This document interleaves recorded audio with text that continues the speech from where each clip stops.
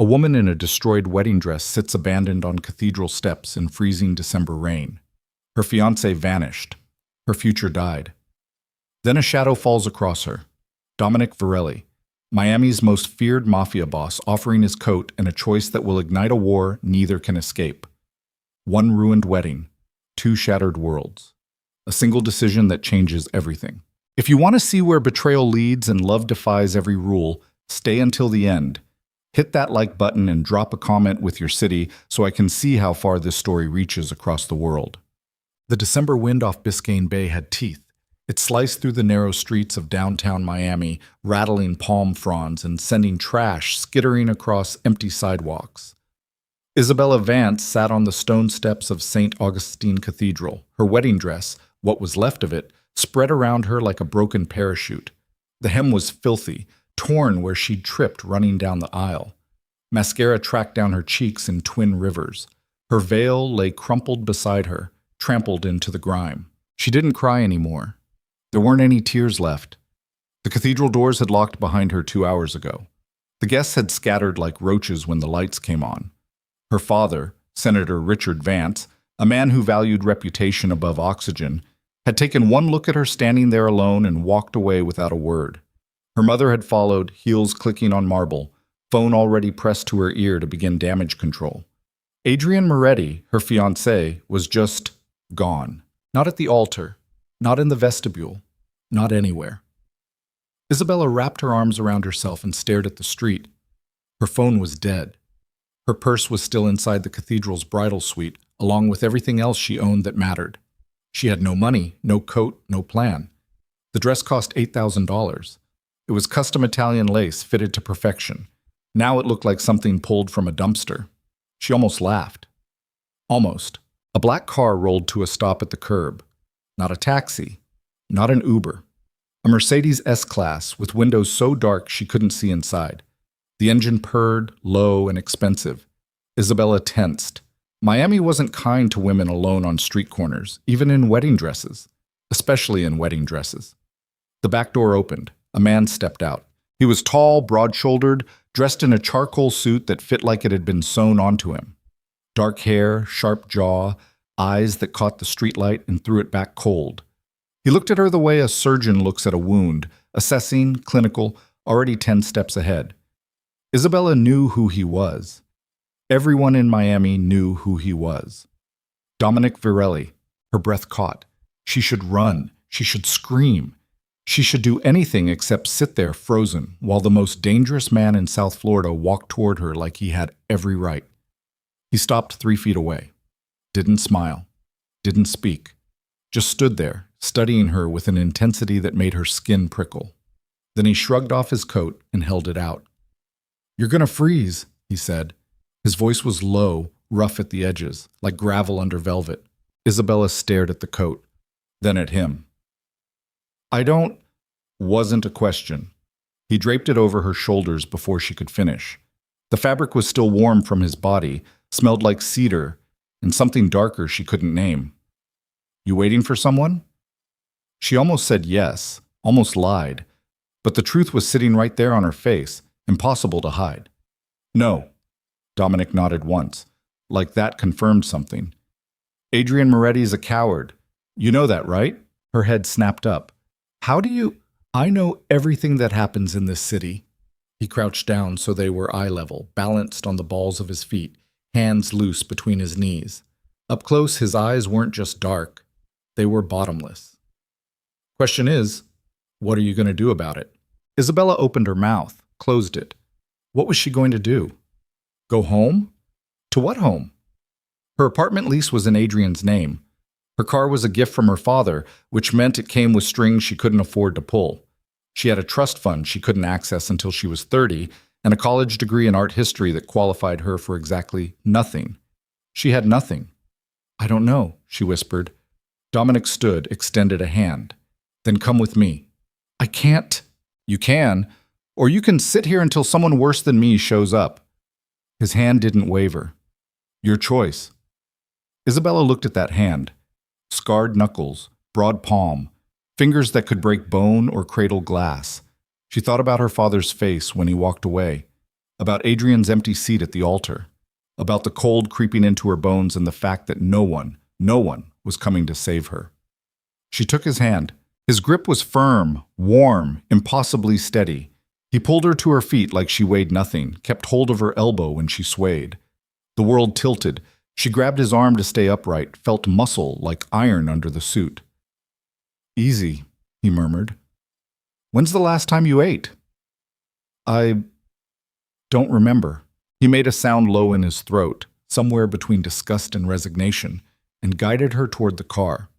The driver, a stocky man with a scar bisecting his left eyebrow, opened the door without a word.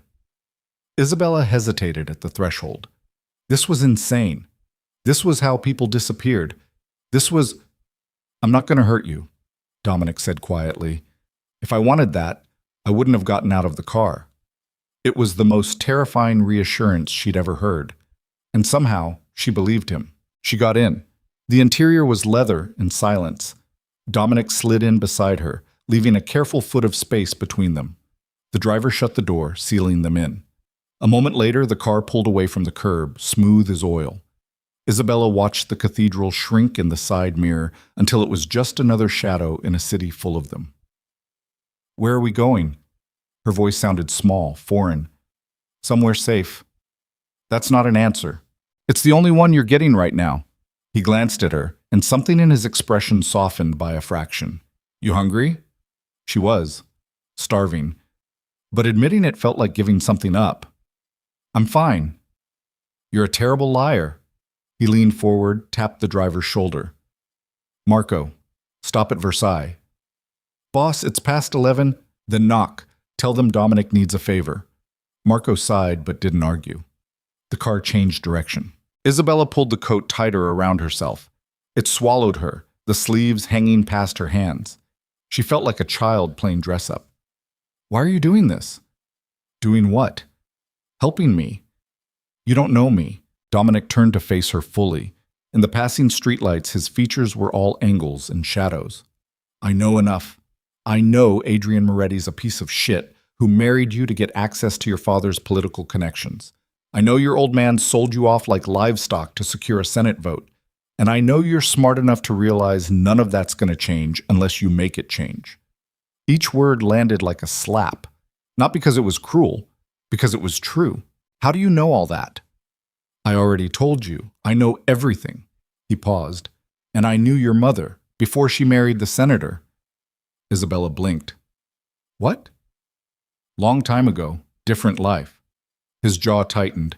She was a good person then, before she learned how to pretend. The car pulled up in front of a small Cuban restaurant, windows dark but lights still on in the kitchen. Marco got out, knocked on the glass door. A moment later, an older woman appeared, apron still tied around her waist. She saw Dominic through the window and her entire face changed. Fear, then resignation, then something almost like affection. She unlocked the door. Marco spoke to her in rapid Spanish. She nodded, disappeared into the kitchen. 5 minutes later, Marco returned with 2 white paper bags, grease already seeping through the bottoms. The smell hit Isabella the moment he opened the car door. Roasted pork, black beans, plantains. Her stomach twisted so hard she gasped. Dominic handed her a container. "Eat." She didn't argue this time. Just opened the lid and dug in with the plastic fork like she was shoveling coal. The food was perfect, salty, rich, exactly what her body was screaming for. She didn't stop until the container was empty. When she looked up, Dominic was watching her with something that might have been amusement. "Better?" She nodded, too embarrassed to speak. "Good." He set his own untouched container aside. "Now we talk." "About what?" "About what happens next." He shifted to face her. "You got 2 options.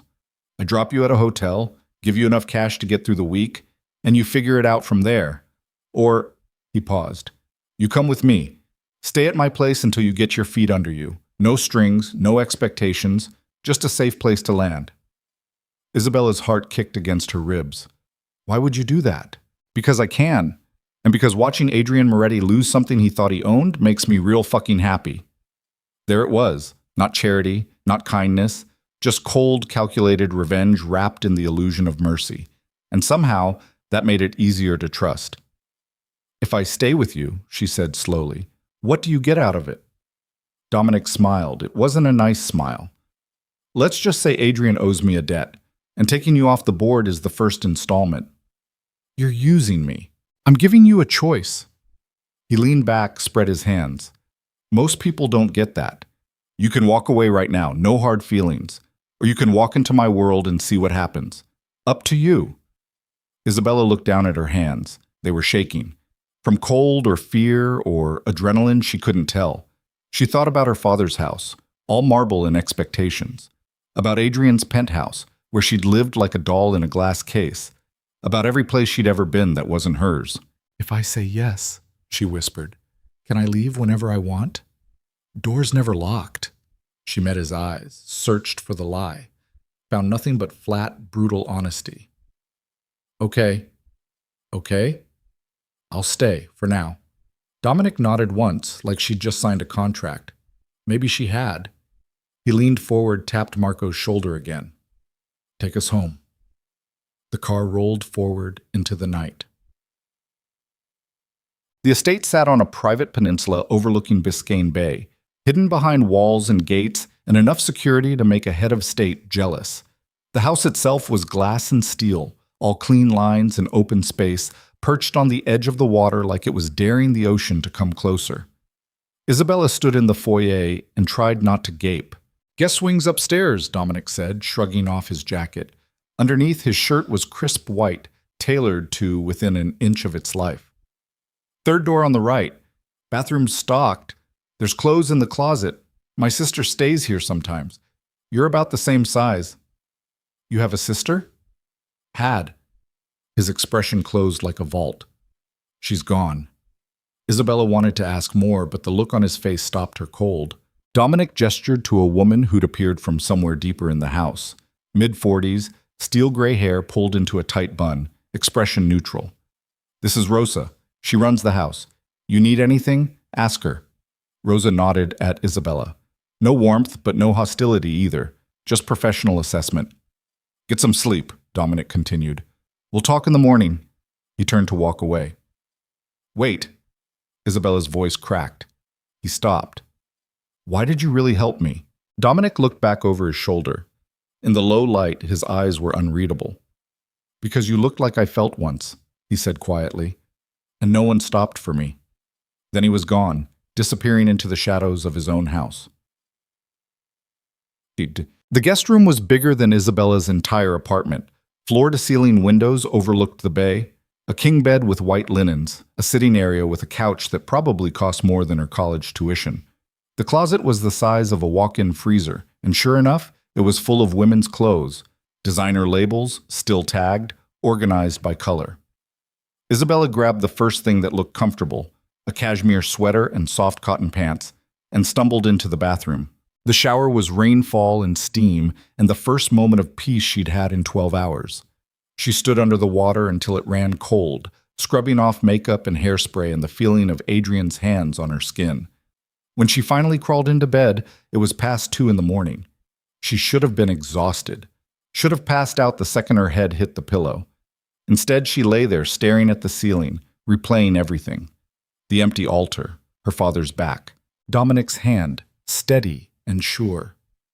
"You looked like I felt once." What the hell did that mean? She rolled onto her side, pulled the blanket up to her chin.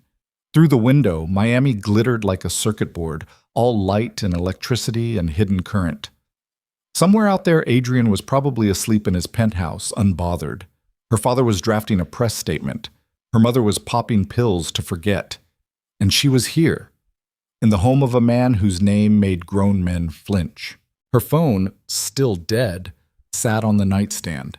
She should charge it, should call someone, should do literally anything except lie here waiting for morning. But who would she call? The question sat heavy in her chest until finally, mercifully, sleep dragged her under. She woke to sunlight and the smell of coffee. For a disorienting moment, she didn't know where she was. Then it all came rushing back, the cathedral, the car, the impossible choice that somehow felt like the only choice. Isabella sat up. Someone had left a tray on the side table, coffee, fruit, toast. Her phone sat beside it, plugged into a charger, the screen glowing with notifications. She ignored the phone and reached for the coffee. The view from the window was even more stunning in daylight. The bay stretched out blue and endless, dotted with sailboats. Palm trees swayed in the breeze. It looked like a postcard, like paradise, like a lie. She drank the coffee, strong, bitter, perfect, and forced herself to look at the phone. 63 missed calls, 48 texts, most from numbers she didn't recognize, a few from her mother, one from Adrian. She opened that one first. "We need to talk. This doesn't have to be complicated." Her finger hovered over the delete button. Then she saw the next message. "I know where you are." Ice poured down her spine. A knock at the door made her jump. "Yeah?" Rosa pushed the door open, expression as neutral as yesterday. "Mr. Virelli wants to see you, downstairs." Isabella set the phone down carefully. "Now?" "When you're ready." Rosa paused. "But soon." She left without waiting for a response. Isabella dressed quickly, jeans and a black t-shirt from the closet, both fitting perfectly, and headed downstairs. The house was even bigger in daylight, all open space and modern art and windows that made the ocean feel like it was inside with them. She found Dominic in what looked like an office. Wall of glass facing the bay. Massive desk, mahogany and chrome. Bookshelves lined with leather-bound volumes that actually looked red. He was on the phone, speaking in Italian. Fast, clipped, angry. When he saw her, he held up one finger, "Wait," and turned away. Isabella stood in the doorway and tried not to eavesdrop, failed completely. She didn't speak Italian, but she caught names. Adrian, Moretti. Her own name, Isabella, thrown into the mix with enough venom to make her flinch. Dominic ended the call, set the phone down, turned to face her.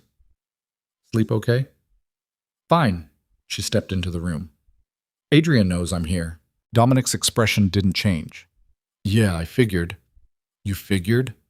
"Isabella, you're the daughter of a U.S. senator, and you disappeared from your own wedding into a car with me. Of course he knows." He leaned against the desk, arms crossed. "Question is, what's he going to do about it?" "He texted me, said it doesn't have to be complicated. It's already complicated." Dominic's jaw tightened. "He's just figuring that out." "What does that mean?" "It means Adrian Moretti thought he could marry you, absorb your father's political capital, and ride that straight to the top of his family's business. But you walking away fucks up the whole plan. Now he's scrambling." He paused. "And scrambling men make mistakes." Isabella's stomach twisted. "This is about more than me, isn't it?" "Everything's about more than it seems." "That's not an answer." "No," Dominic agreed. "It's not." He pushed off the desk, walked to the window, stood there with his back to her, silhouetted against the light. For a long moment he didn't speak. Then, quietly, "My brother's in prison. Federal. 10 years. No parole." His voice was flat, stripped of emotion. He didn't do what they said he did. But someone made sure he went down anyway. Someone who needed him out of the way. Isabella's breath caught. "Adrian. Adrian's father. Same thing." He turned to face her. "The Morettis wanted control of the ports. My family wouldn't sell. So they manufactured evidence, bought a judge, and put my brother away for trafficking shit he never touched. Been fighting it for 3 years, getting nowhere. And you think I can help? I think you're Adrian's weak spot now." Dominic's eyes were hard. "He wants you back, not because he loves you, but because losing you makes him look weak. And weak men don't last long in our world. So you're using me to hurt him. I'm giving you a chance to hurt him yourself." He closed the distance between them. "You want to walk away? I meant what I said. Door's open. But if you stay, if you stand with me, we can take everything he thought he had and burn it to the ground." Isabella should have been terrified, should have run. Instead, she felt something cold and sharp settle in her chest. "What do you need me to do?" Dominic smiled, and this time it was real. "First, we let him come to you."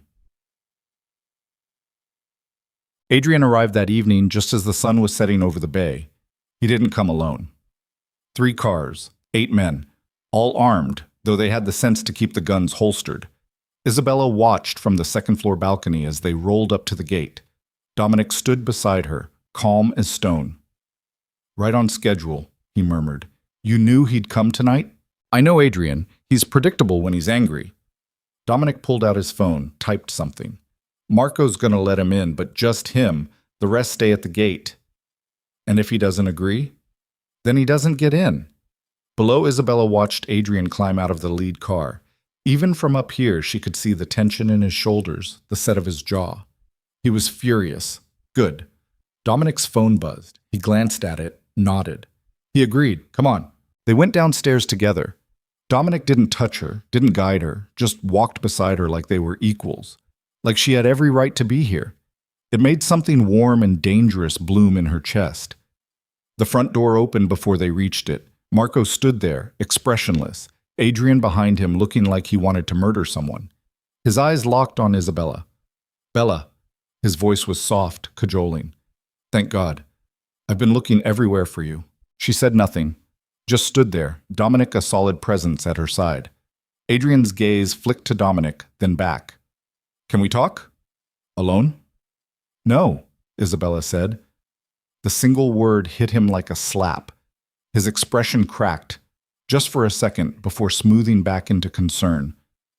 Bella, please, I know you're upset. Upset? The word came out sharp. You left me at the altar, Adrian. You didn't show up to our wedding. I can explain. You've been sleeping with my sister. The silence that followed was absolute. Adrian's face went white, then red. Who told you that? Does it matter? Isabella stepped forward.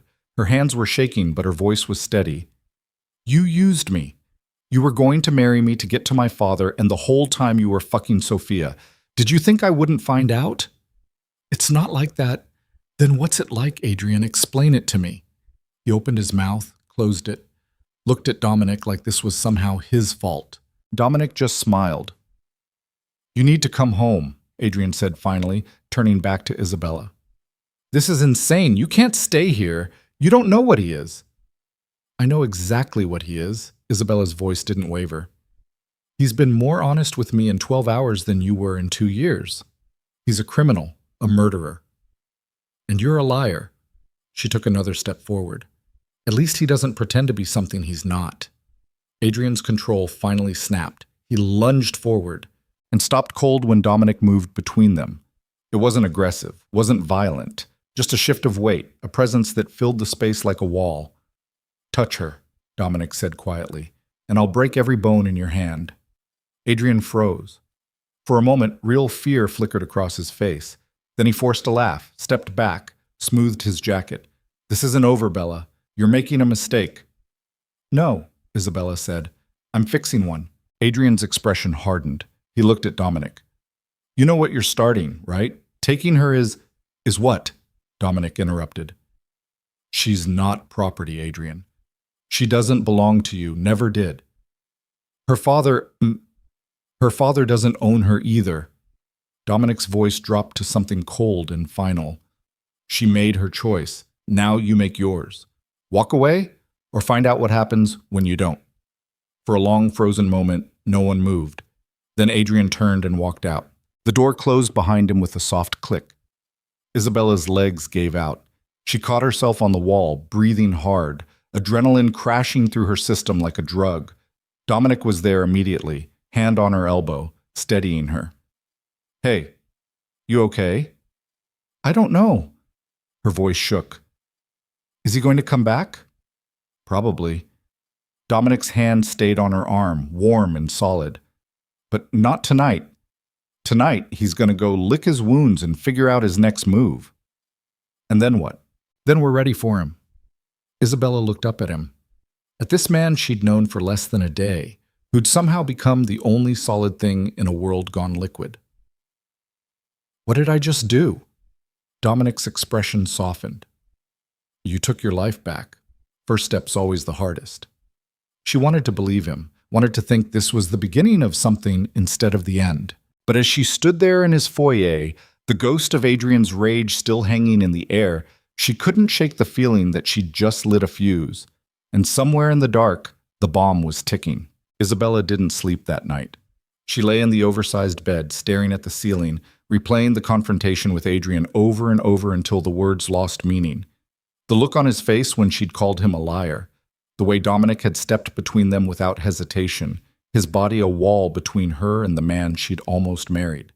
The silence after Adrian left had been deafening. Around 3 a.m, she gave up, threw on her robe from the closet, and padded downstairs. The house was dark except for ambient lighting along the baseboards, just enough to navigate by. She found her way to the kitchen, all marble and stainless steel, and opened the refrigerator, squinting against the sudden brightness. Can't sleep either? She spun around. Dominic stood in the doorway, barefoot, wearing dark jeans and a white t-shirt. His hair was mussed, like he'd been running his hands through it. He looked younger this way, almost human. "Sorry," Isabella said. "I didn't mean to." "You're not bothering me." He crossed to the espresso machine, started pulling levers.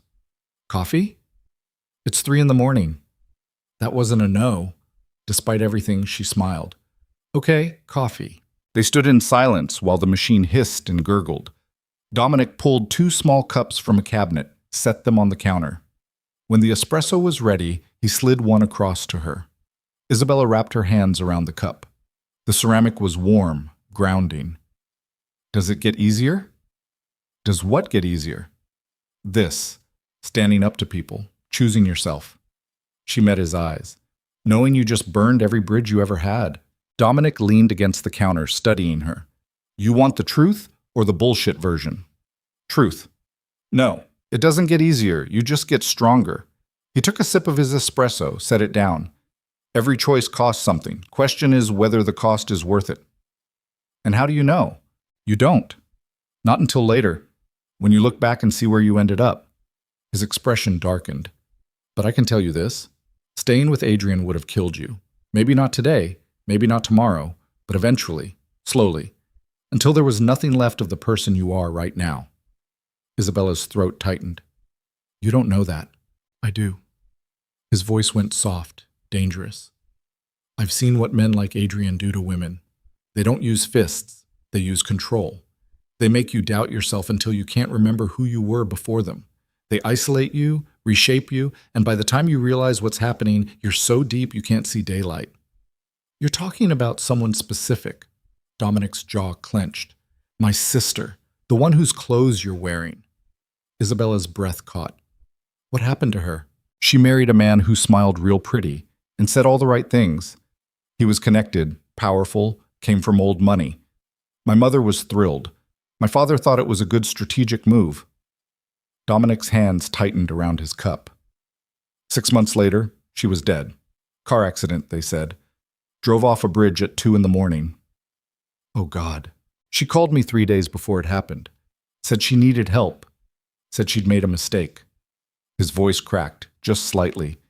"I told her I'd come get her in the morning. I had a meeting I couldn't miss. Something that seemed important at the time." Isabella felt tears burn her eyes. "Dominic." By morning, she was gone. He looked at her finally, and the pain in his eyes was bottomless. "So yeah, Isabella, I know what men like Adrian do, and I know what happens when no one stops them." She didn't think, just moved around the counter and wrapped her arms around him. For a second he froze, rigid with surprise. Then his arms came around her, careful, like she might break. They stood there in the dark kitchen, 2 people clinging to each other against ghosts only they could see. "I'm sorry," Isabella whispered. "Don't be sorry. Just don't go back to him." Dominic's voice was rough against her hair. "Promise me." "I promise." He held her a moment longer, then stepped back, putting space between them. His expression shuttered closed again, the vulnerability gone like it had never been. "Get some rest," he said. "Tomorrow's going to be complicated." "How complicated?" "Your father's coming." Senator Richard Vance arrived at 10 o'clock sharp, preceded by a phone call Isabella ignored and a series of increasingly hostile texts. She watched from the same second-floor balcony as a black SUV, government plates, tinted windows, pulled up to the gate. Dominic stood beside her again, coffee in hand, looking utterly unconcerned. "You don't have to see him if you don't want to," he said. "Yes, I do." Isabella's hands were shaking, but her voice was steady. "If I hide from him now, I'll never stop hiding." "Fair enough." Dominic finished his coffee, set the cup on the balcony railing. But I'm staying in the room. He won't like that. I don't give a shit what he likes. Isabella almost laughed. Almost. They went downstairs together. Marco was already at the door, hand on his sidearm, expression flat. Outside, Senator Vance stood on the front steps in a charcoal suit that probably cost more than most people's cars. His silver hair was perfect, his face arranged in carefully controlled fury. Dominic nodded to Marco. Let him in. The door opened. Richard Vance stepped inside, took one look at Dominic, and his expression went cold. Mr. Virelli. Senator. Dominic's tone was pleasant, mocking. Nice of you to visit. I'm here for my daughter. Richard's gaze cut to Isabella. Bella, get your things. We're leaving. Isabella didn't move. No. Excuse me? I said no. She forced herself to meet his eyes, to hold that withering stare that had made her feel small her entire life. I'm not going anywhere with you. Richard's jaw tightened. Isabella, this isn't a discussion. Coming home right now. Why? So you can parade me in front of another political donor? So you can pretend yesterday didn't happen and your reputation is still intact? Watch your tone, or what? The words erupted out of her, 2 years of swallowed anger finally breaking free. You'll disown me? Cut me off? You already did that when you walked away from me on those cathedral steps. Richard's face went red. I walked away because you humiliated this family. You made a spectacle of yourself. I made a spectacle? Adrian didn't show up. He was sleeping with Sophia. How is any of that my fault? Because you should have handled it quietly. Richard stepped forward, his voice rising. You should have come to me first, and we would have managed the situation. Instead, you ran off with a... He gestured at Dominic with barely concealed disgust. With a criminal. Dominic smiled. It was all teeth. Careful, Senator. Your daughter's a guest in my home. You might want to remember that before you say something you'll regret. Are you threatening me? I'm reminding you that you're standing in my house, uninvited, insulting my hospitality. Dominic's voice dropped to something cold and final. And that doesn't end well for most people. Richard turned back to Isabella. If you don't come with me right now, you're on your own. No money, no trust fund, no family. Do you understand what that means? It means I'm free. The words hung in the air between them. Richard stared at her like she'd grown a second head. You're making the biggest mistake of your life. No, Isabella said quietly. The biggest mistake of my life was believing you ever cared about me more than your career. For the first time she could remember, her father had no response. He just stood there, his carefully constructed authority crumbling in real time. Then he turned and walked out without another word. The door closed. Isabella's knees buckled. This time it was Marco who caught her, his scarred hands surprisingly gentle. You good? He asked. She nodded, not trusting her voice. Dominic dismissed Marco with a look, then guided Isabella to the couch in the main living room. She sank into the leather, feeling like every bone in her body had turned to water. That was... She couldn't finish. Brave, Dominic said. Stupid, maybe, but brave. He meant it. About the money. Probably. So now I have nothing. Dominic sat down beside her, close enough that their knees almost touched. You have yourself. That's not nothing. That's easy for you to say. You have all this. She gestured vaguely at the house, the view, the life he'd built. I have all this because I started with nothing. His expression was serious. You think I was born into this? My father was a dock worker. My mother cleaned houses. Everything I have, I took, sometimes legally, usually not. Isabella looked at him. Really looked. At the scars on his knuckles, the hard line of his jaw, the eyes that had seen things she couldn't imagine. How old were you when you started? 16. My father died. Heart attack on the job. My mother got nothing. No pension, no insurance, no apology. Just a bill for the ambulance. His hands curled into fists. So I went to the people who ran the docks, and I made them an offer. Work for them, do whatever they needed, in exchange for taking care of my family. And they said yes? They said I was too young, so I proved I wasn't. He paused. I won't tell you what I did, but after that night, they didn't question me again. Isabella's stomach twisted. She should be horrified, should be afraid. Instead, she felt something else entirely. Understanding. Do you regret it? Every day, Dominic's voice was raw, but I'd do it again, because my mother lived another 10 years in a house that was paid for, with medical care when she needed it. My brother and sister got college educations, and I got... He stopped. What? I got power. Enough that men like your father and Adrian can't just take what they want anymore. Enough to protect the people I care about. His eyes found hers. Enough to pull you off those cathedral steps. The air between them felt charged, electric. Isabella's heart was hammering. Why do you keep helping me? She whispered. Really? Dominic leaned forward, elbows on his knees, hands clasped. Because when I saw you sitting there in that dress, you looked exactly like my sister did 3 days before she died. Lost. Broken.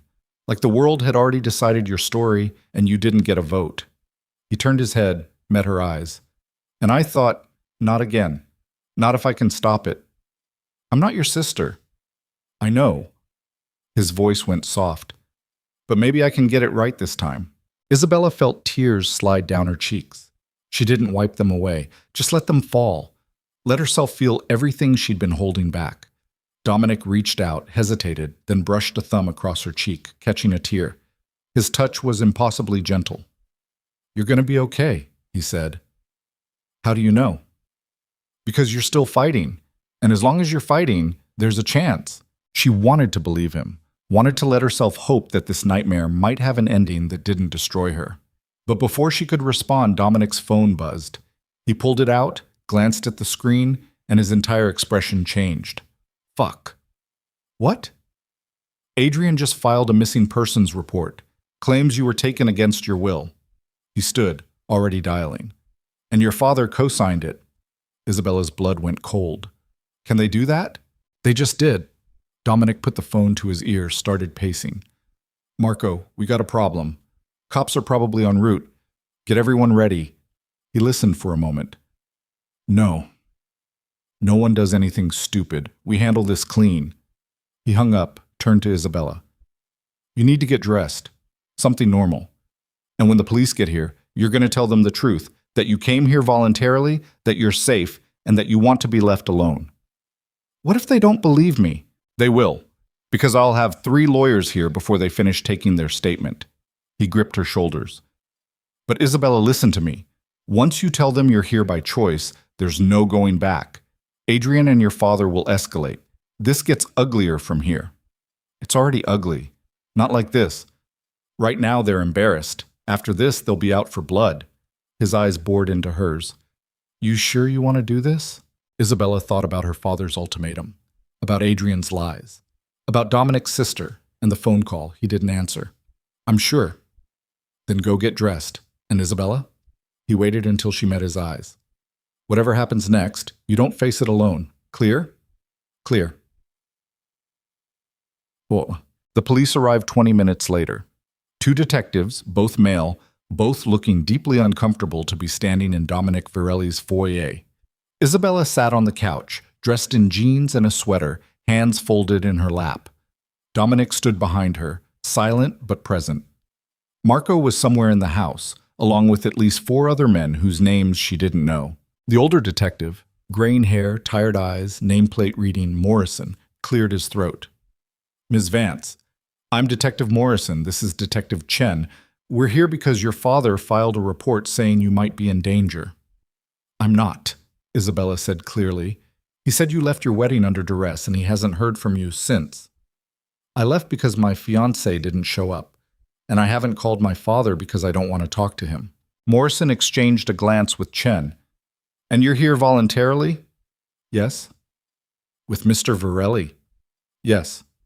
Ms. Vance, I need you to understand, if you're being coerced or threatened, we can help you, but you need to tell us the truth.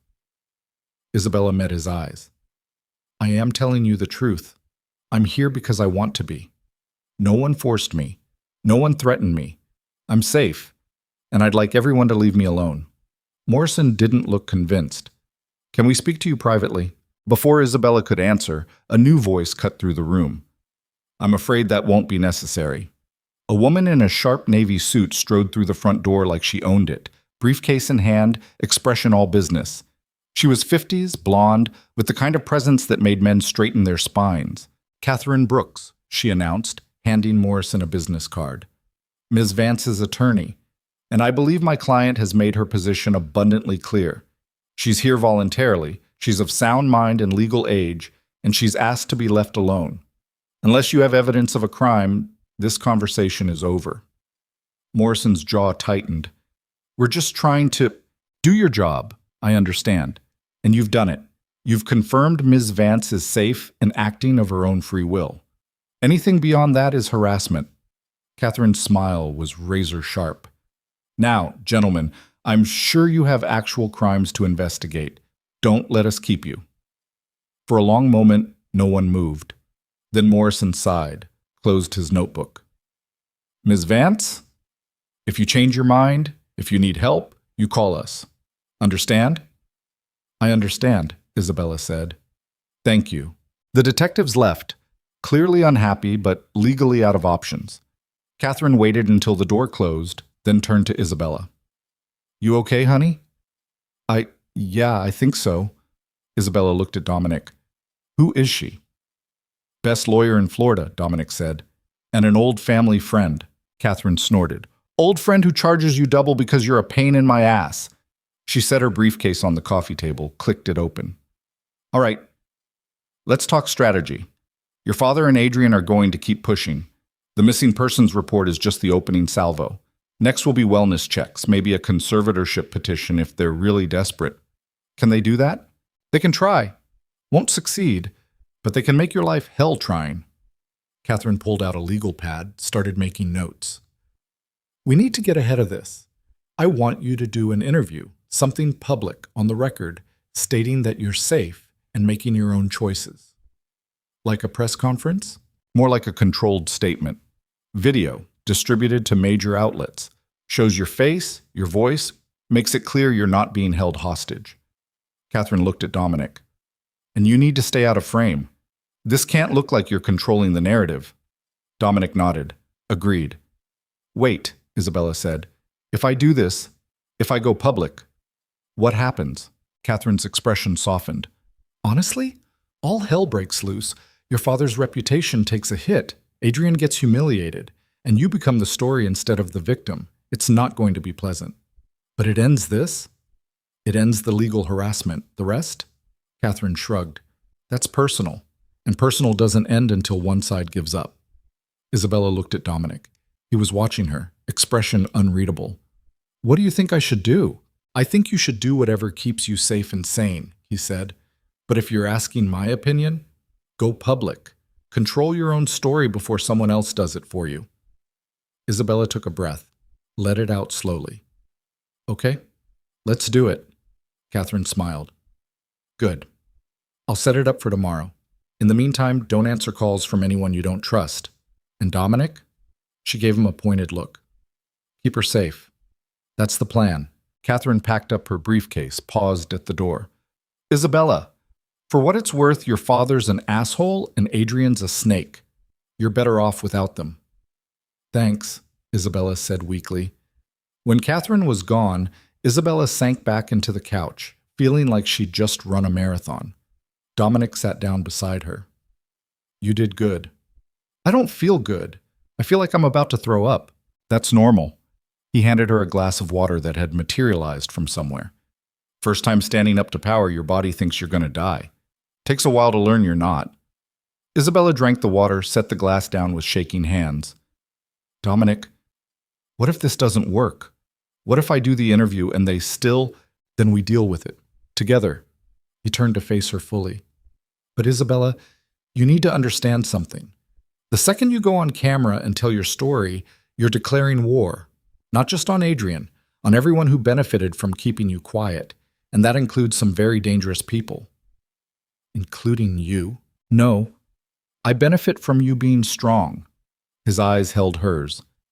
"But there are others who won't see it that way. Adrian's connected. So is your father. They've got resources, leverage, people who owe them favors." "What are you saying?" "I'm saying this house might not be safe much longer." Dominic's expression was grim. And when they come, not if when, it won't be with lawyers and police reports. It'll be with something worse. Isabella's heart kicked against her ribs. Like what? Before Dominic could answer, the lights went out. Every single one, all at once, plunging the house into darkness. For a heartbeat, no one moved. Then Dominic was on his feet, hand on her arm, voice low and urgent. Stay close to me. Don't make a sound. From somewhere in the house, she heard Marco shout something in Italian. Then gunfire, short, controlled bursts that made her ears ring. Dominic pulled her down behind the couch, his body covering hers, one hand over her mouth. Don't scream. Don't move. Isabella's entire world narrowed to the sound of her own heartbeat and the weight of Dominic's body shielding hers. More gunfire, glass shattering, voices shouting in languages she didn't understand. Then silence. Dominic's phone buzzed against her. He pulled it out, the screen's glow illuminating his face in harsh blue light. He read something, typed back, then looked at her. We need to move. Now. What's happening?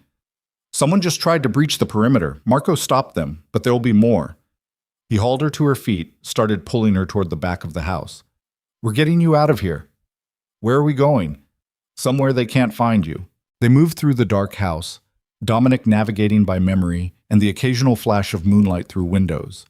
Isabella's mind was screaming, adrenaline flooding her system so hard she felt detached from her own body. They reached what looked like a study.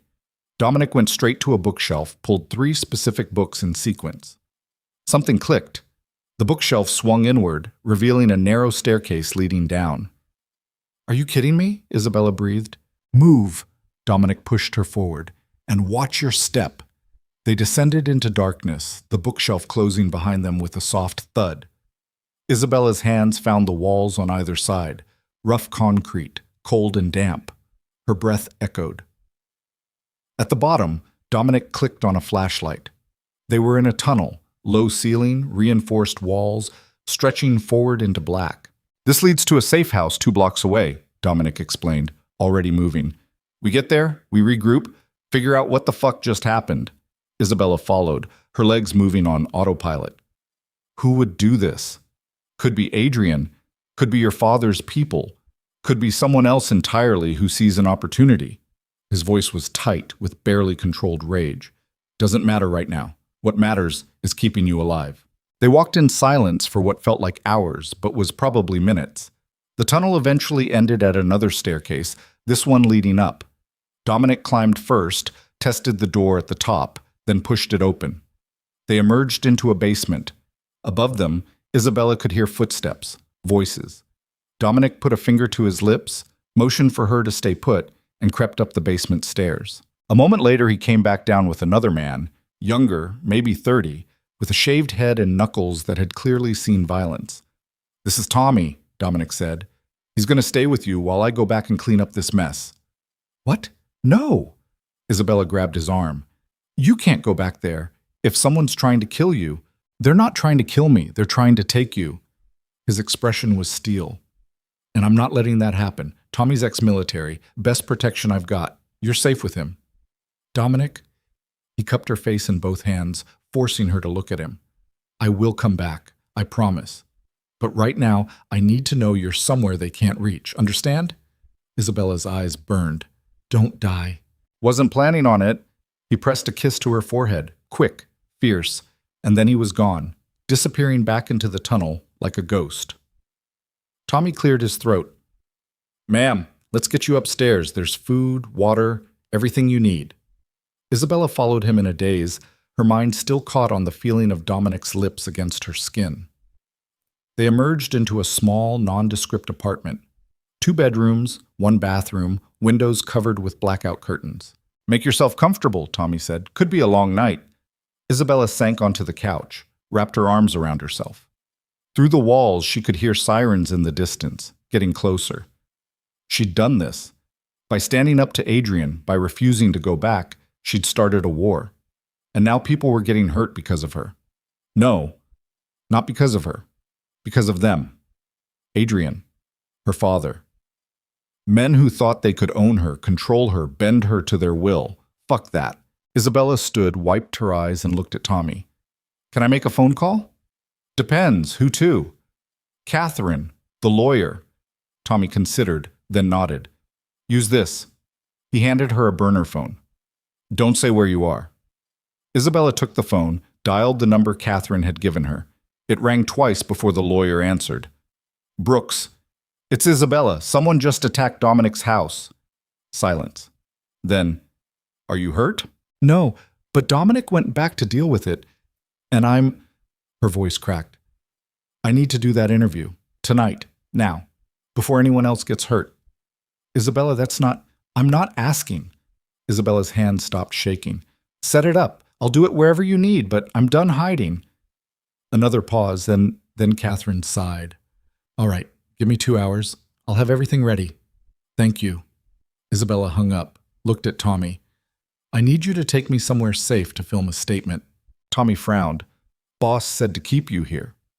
And I'm saying I need to finish this. Tonight. Before more people die. She met his eyes. You can help me or get out of my way, but I'm doing this either way. Tommy studied her for a long moment. Then slowly he smiled. Boss is going to kill me. But all right. Let's go make some noise. Mid. 2 hours later, Isabella sat in front of a camera in an undisclosed location, actually Catherine's law office, with makeup covering the shadows under her eyes and her hair pulled back in a simple ponytail. She looked directly at the lens. My name is Isabella Vance, she said, voice clear and steady, and I'm making this statement to clarify recent events and to set the record straight. 3 days ago, I was supposed to get married. My fiancé, Adrian Moretti, did not show up to our wedding. I later discovered he had been unfaithful throughout our relationship, including with a member of my own family. When I left that cathedral, I was alone, abandoned, and in shock. Dominic Virelli found me and offered me a safe place to stay. I accepted. I am here of my own free will. I have not been kidnapped. I have not been coerced. I simply made a choice to remove myself from a situation that was destroying me. My father and Adrian have since attempted to use law enforcement and public pressure to force me to return. I won't. I'm an adult.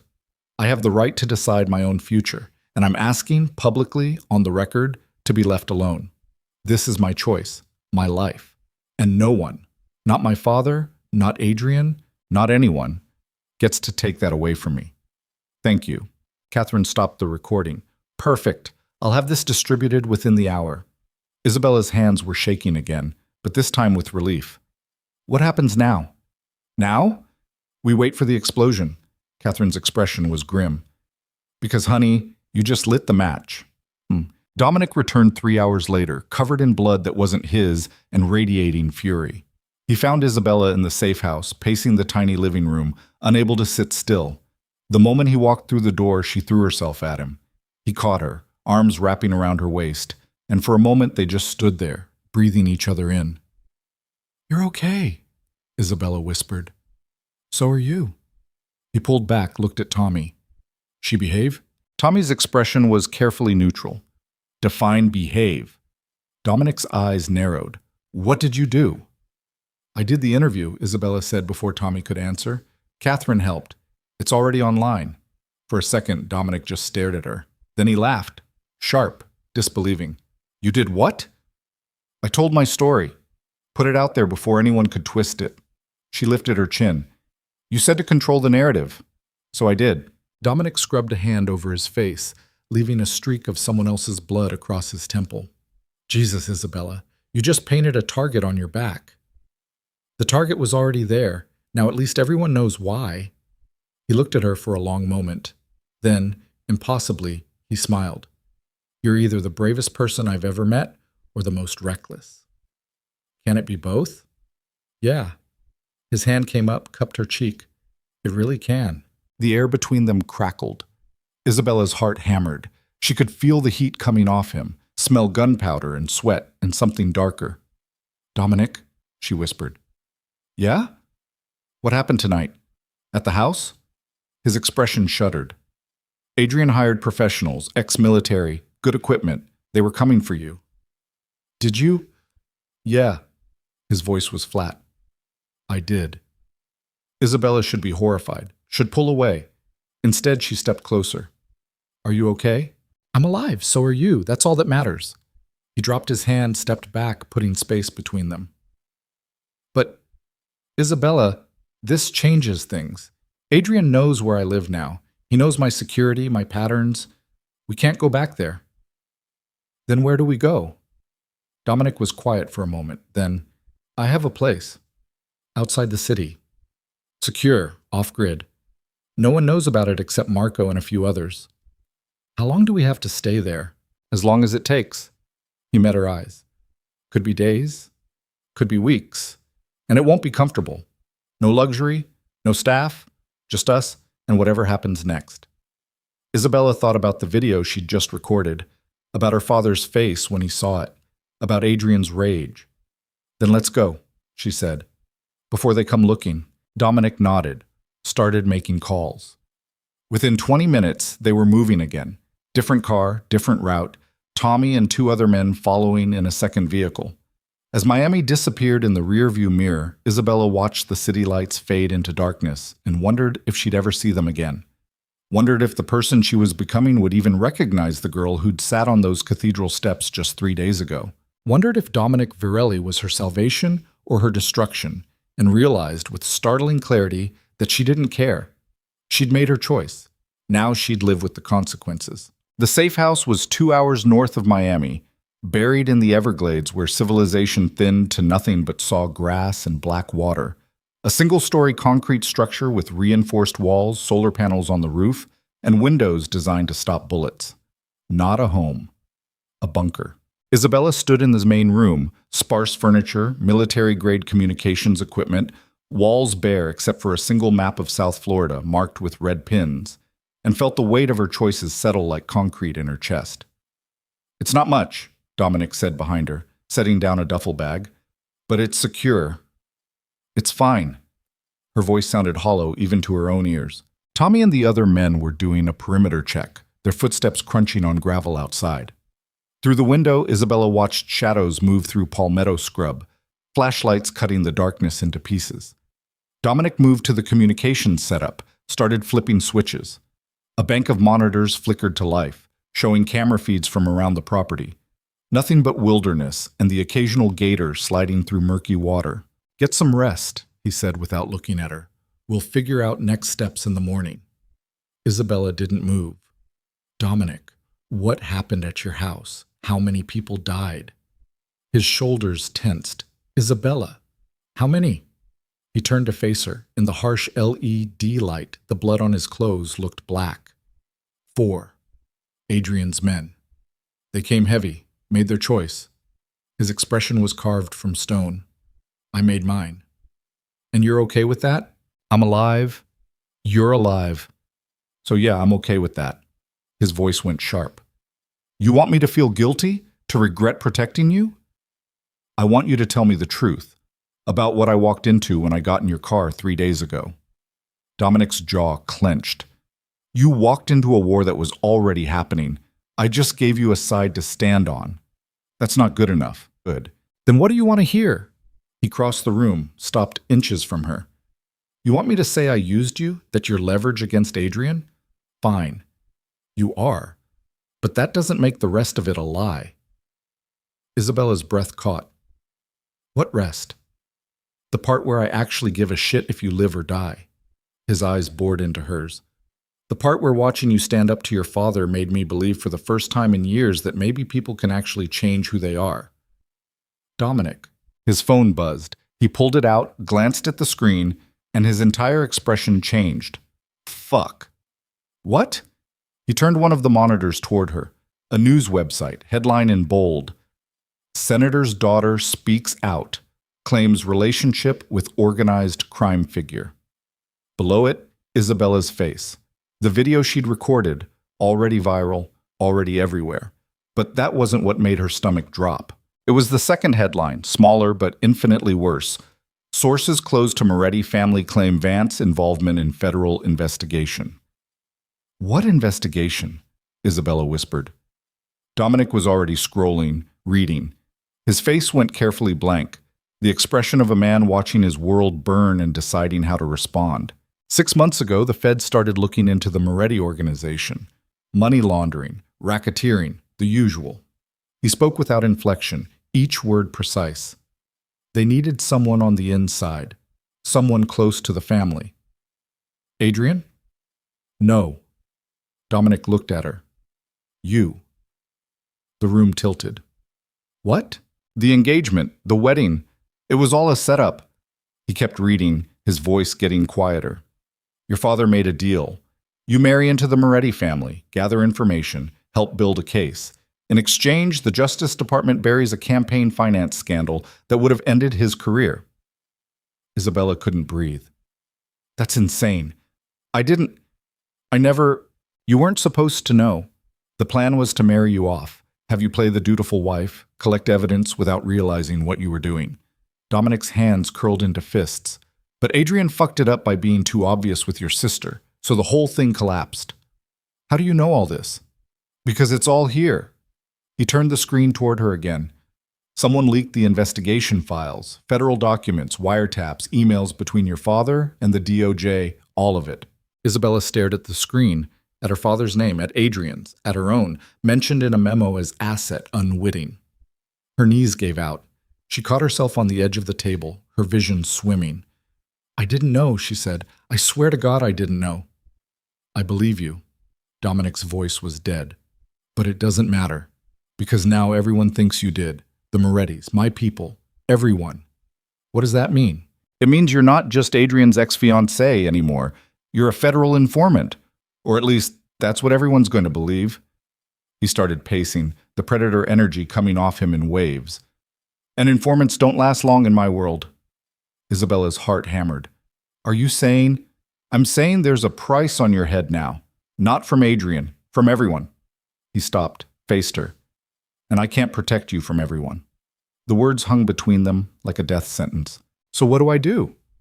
You run. Tonight, I'll get you new papers, new identity, enough money to disappear. You go somewhere they'll never find you, and you never come back. And you? I stay. Clean up this mess. Make sure no one follows you. His expression was carved from ice. It's the only way you survive. Isabella stared at him. At this man who'd pulled her off cathedral steps and given her a glimpse of something that felt like freedom. This man who was now telling her to run. No. Dominic blinked. What? I said no. I'm not running. She straightened, forced steel into her spine. My father did this.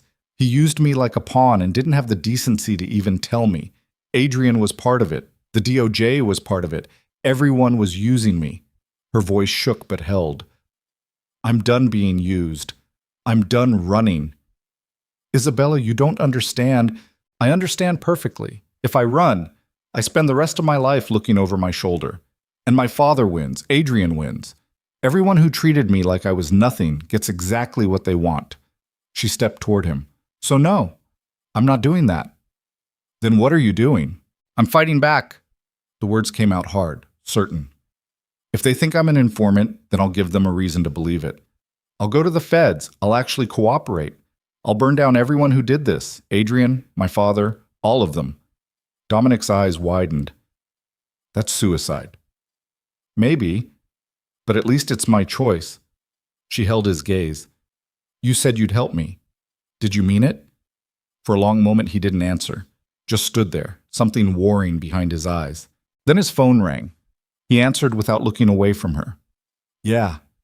Whatever the voice on the other end said made all the color drain from his face. When? Pause. How bad? Another pause. I'm on my way.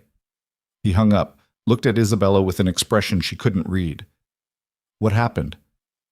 That was Marco. My brother's been attacked, in prison. He's alive, but... Dominic's voice cracked. They're saying he might not make it. Isabella's chest constricted. Oh my God. I have to go now. He was already moving, grabbing his jacket, checking his gun. Tommy will stay with you. Don't leave this building. Don't call anyone. Just... He stopped, turned back. Just stay alive until I get back. Dominic, wait. But he was already gone, the door slamming behind him, the sound of the car engine roaring to life and then fading into the night.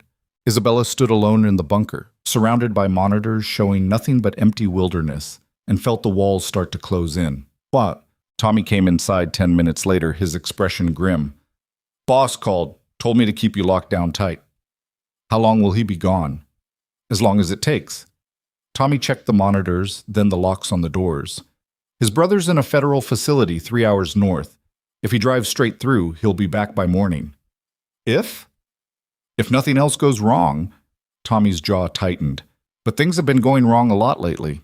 Isabella wrapped her arms around herself. Can I ask you something? Depends what it is. How long have you worked for Dominic? 5 years? And in that time, has he ever... She struggled for the right words. Has he ever cared about someone the way he seems to care about me? Tommy was quiet for a long moment. Then, after his sister died, Boss shut down. Didn't let anyone close. Did his job, ran his business, but it was like watching a machine. No emotion, no connection. He looked at her. Then 3 days ago, he came back with you. And for the first time in years, he looked like he gave a shit about something other than revenge. Is that good or bad? Don't know yet. Tommy's expression was unreadable. But I know this. Boss doesn't do anything halfway. If he's protecting you, he'll die doing it. Question is whether you're worth dying for. Before Isabella could respond, every monitor in the room went black. Tommy's hand went to his gun. Stay behind me. The backup generator kicked in, bathing everything in red emergency lighting. Through the windows, Isabella saw flashlights in the distance. Too many to count. How many men do you have out there? She whispered. 2, plus me. Tommy moved to the weapons locker, started pulling out rifles. Against what looks like a dozen or more. What do we do? We hold until Boss gets back. He tossed her a pistol. You know how to use that? No. Point and shoot. Safety's off. Don't use it unless you have to. He moved to the door, spoke into his radio. Marco, you seen this? Static. Then a voice, distant and crackling. Yeah, they're surrounding the property. Professional formation. Moretti's? Can't tell. Could be feds. Isabella's blood went cold. Feds? Tommy glanced at her. Your little video? The leaked investigation? Someone put 2 and 2 together. If the government thinks you're here, they'll come get you. Witness protection, leverage, whatever they need. But I didn't do anything. Doesn't matter. You're valuable now.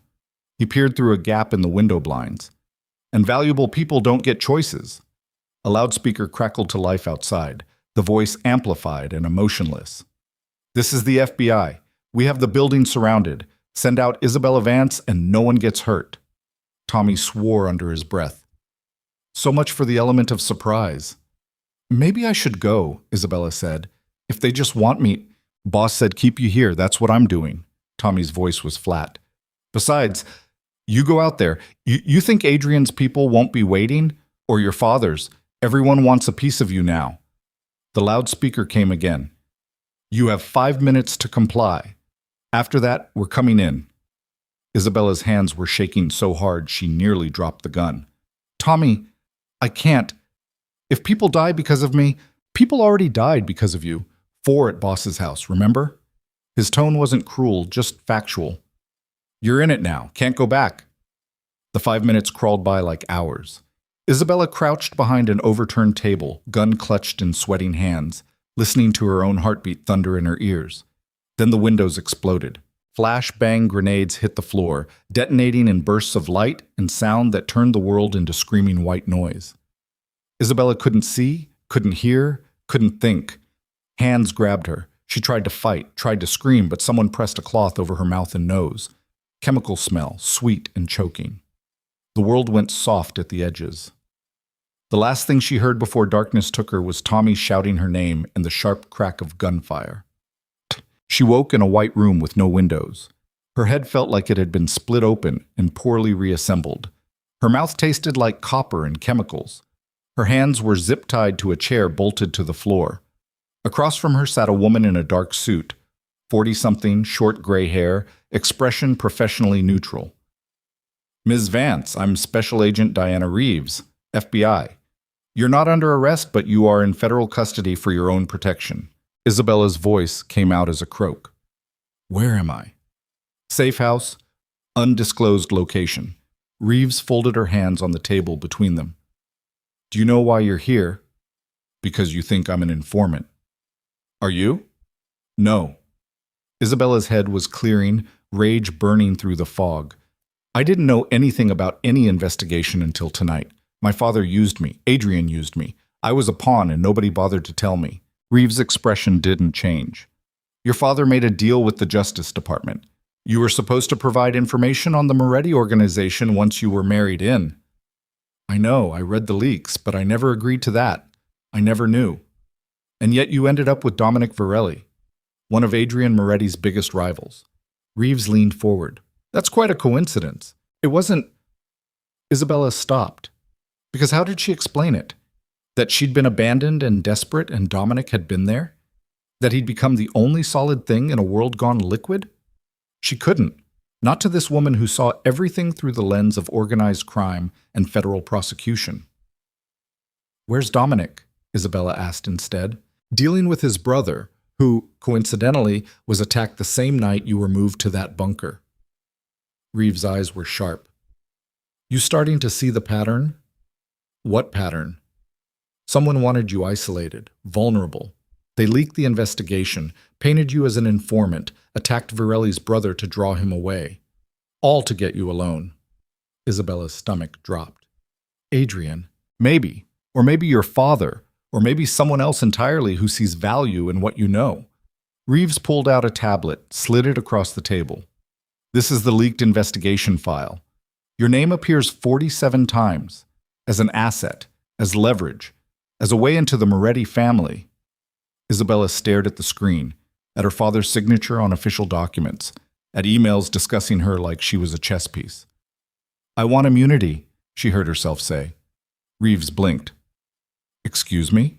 You want information on the Morettis? On Adrian? On my father's corruption? I'll give it to you. All of it. But I want full immunity from prosecution, witness protection, and a guarantee that Dominic Virelli is left alone.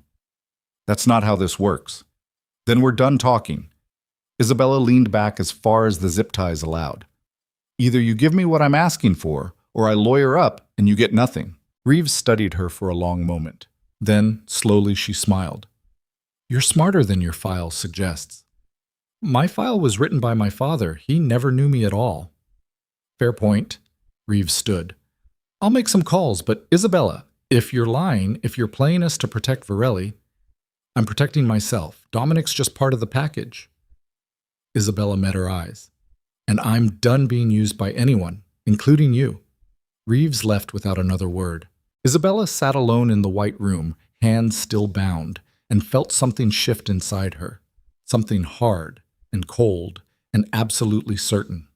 Her father had sold her out. Adrian had betrayed her. Even Dominic, in his own way, was using her as a weapon against his enemies. Fine.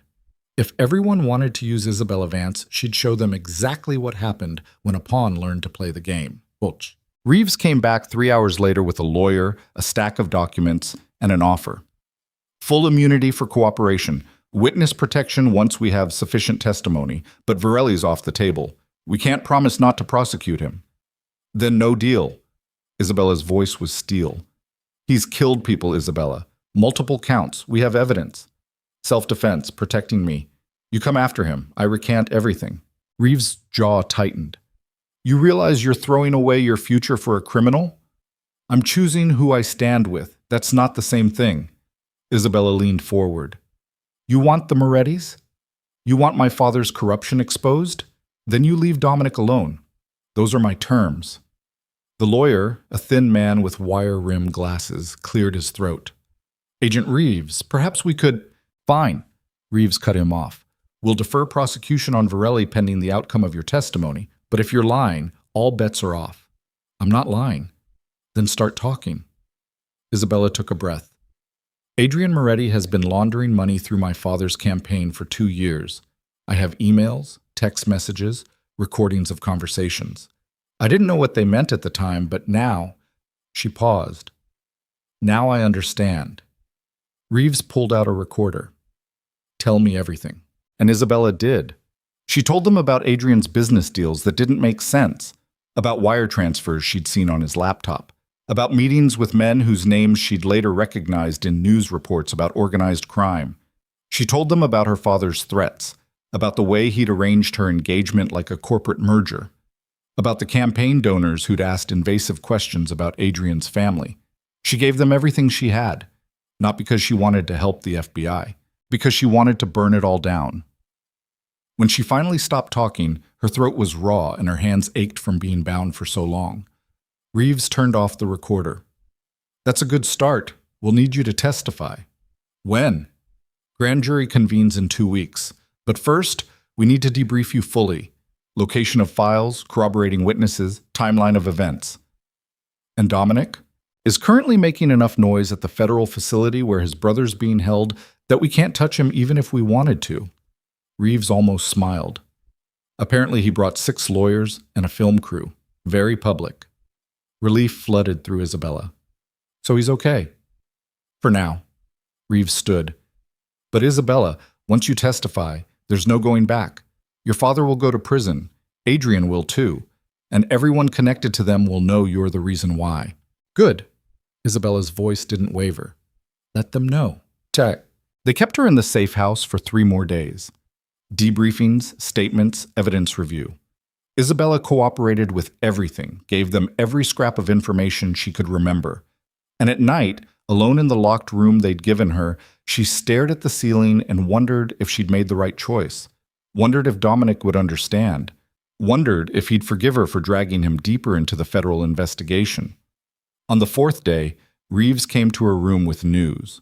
"Your father's been arrested. Campaign finance fraud, corruption, obstruction of justice. He's looking at 20 years minimum." Isabella felt nothing. "And Adrian?"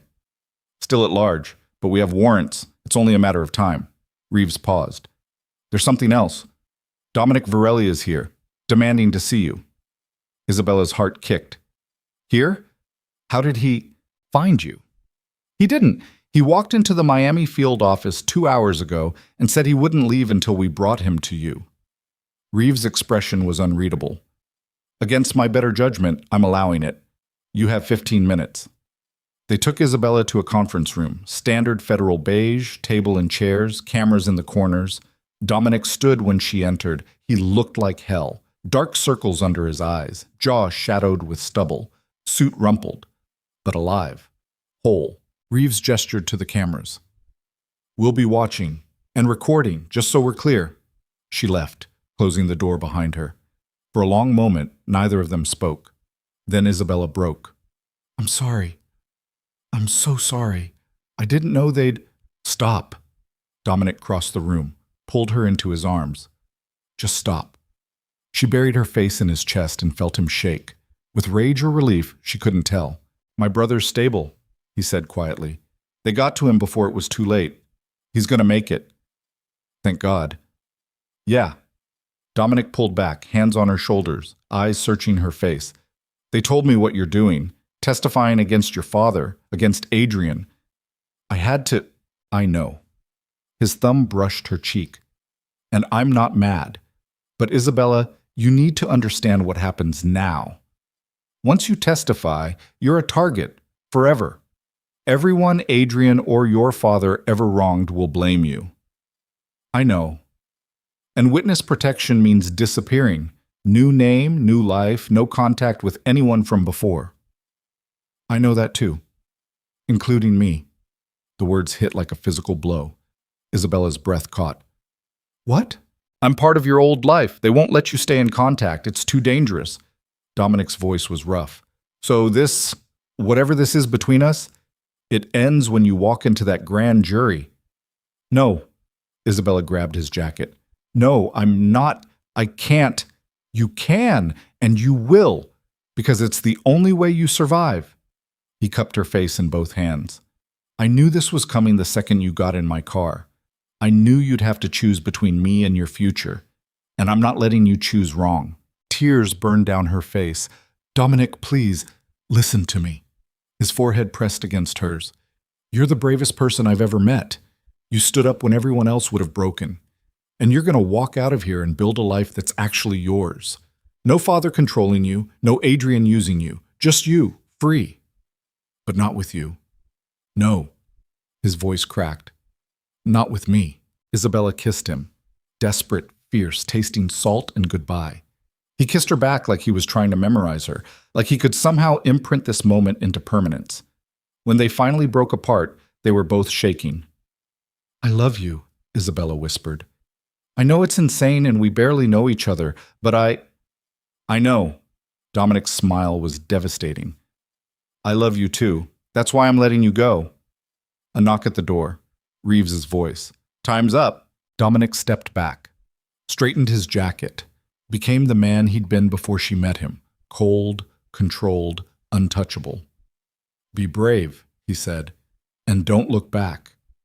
Then he turned and walked out. Isabella stood alone in the conference room, feeling like her chest had been cracked open, and forced herself not to scream.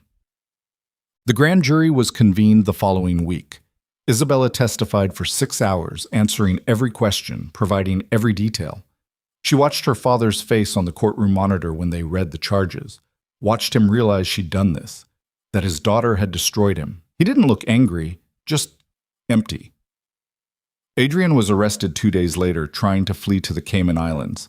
He fought extradition, hired the best lawyers money could buy. It didn't matter. Isabella's testimony was airtight. The trial lasted 3 months. Isabella wasn't allowed to attend, kept in federal protection the entire time, but she read the updates, watched her old life crumble into dust. Her father was convicted on all counts, 25 years. Adrian got 30, and Isabella Vance ceased to exist. In her place was someone new, different name, different face, different future, someone who'd burned down her entire world and walked out of the ashes alone. Someone who'd loved a man she could never see again. Someone who'd finally learned to choose herself, even if it killed her. 6 months in witness protection felt like 6 years. Isabella, now Emily Carter, administrative assistant from Columbus, Ohio, lived in a 1-bedroom apartment in Phoenix that smelled like old carpet and someone else's cooking.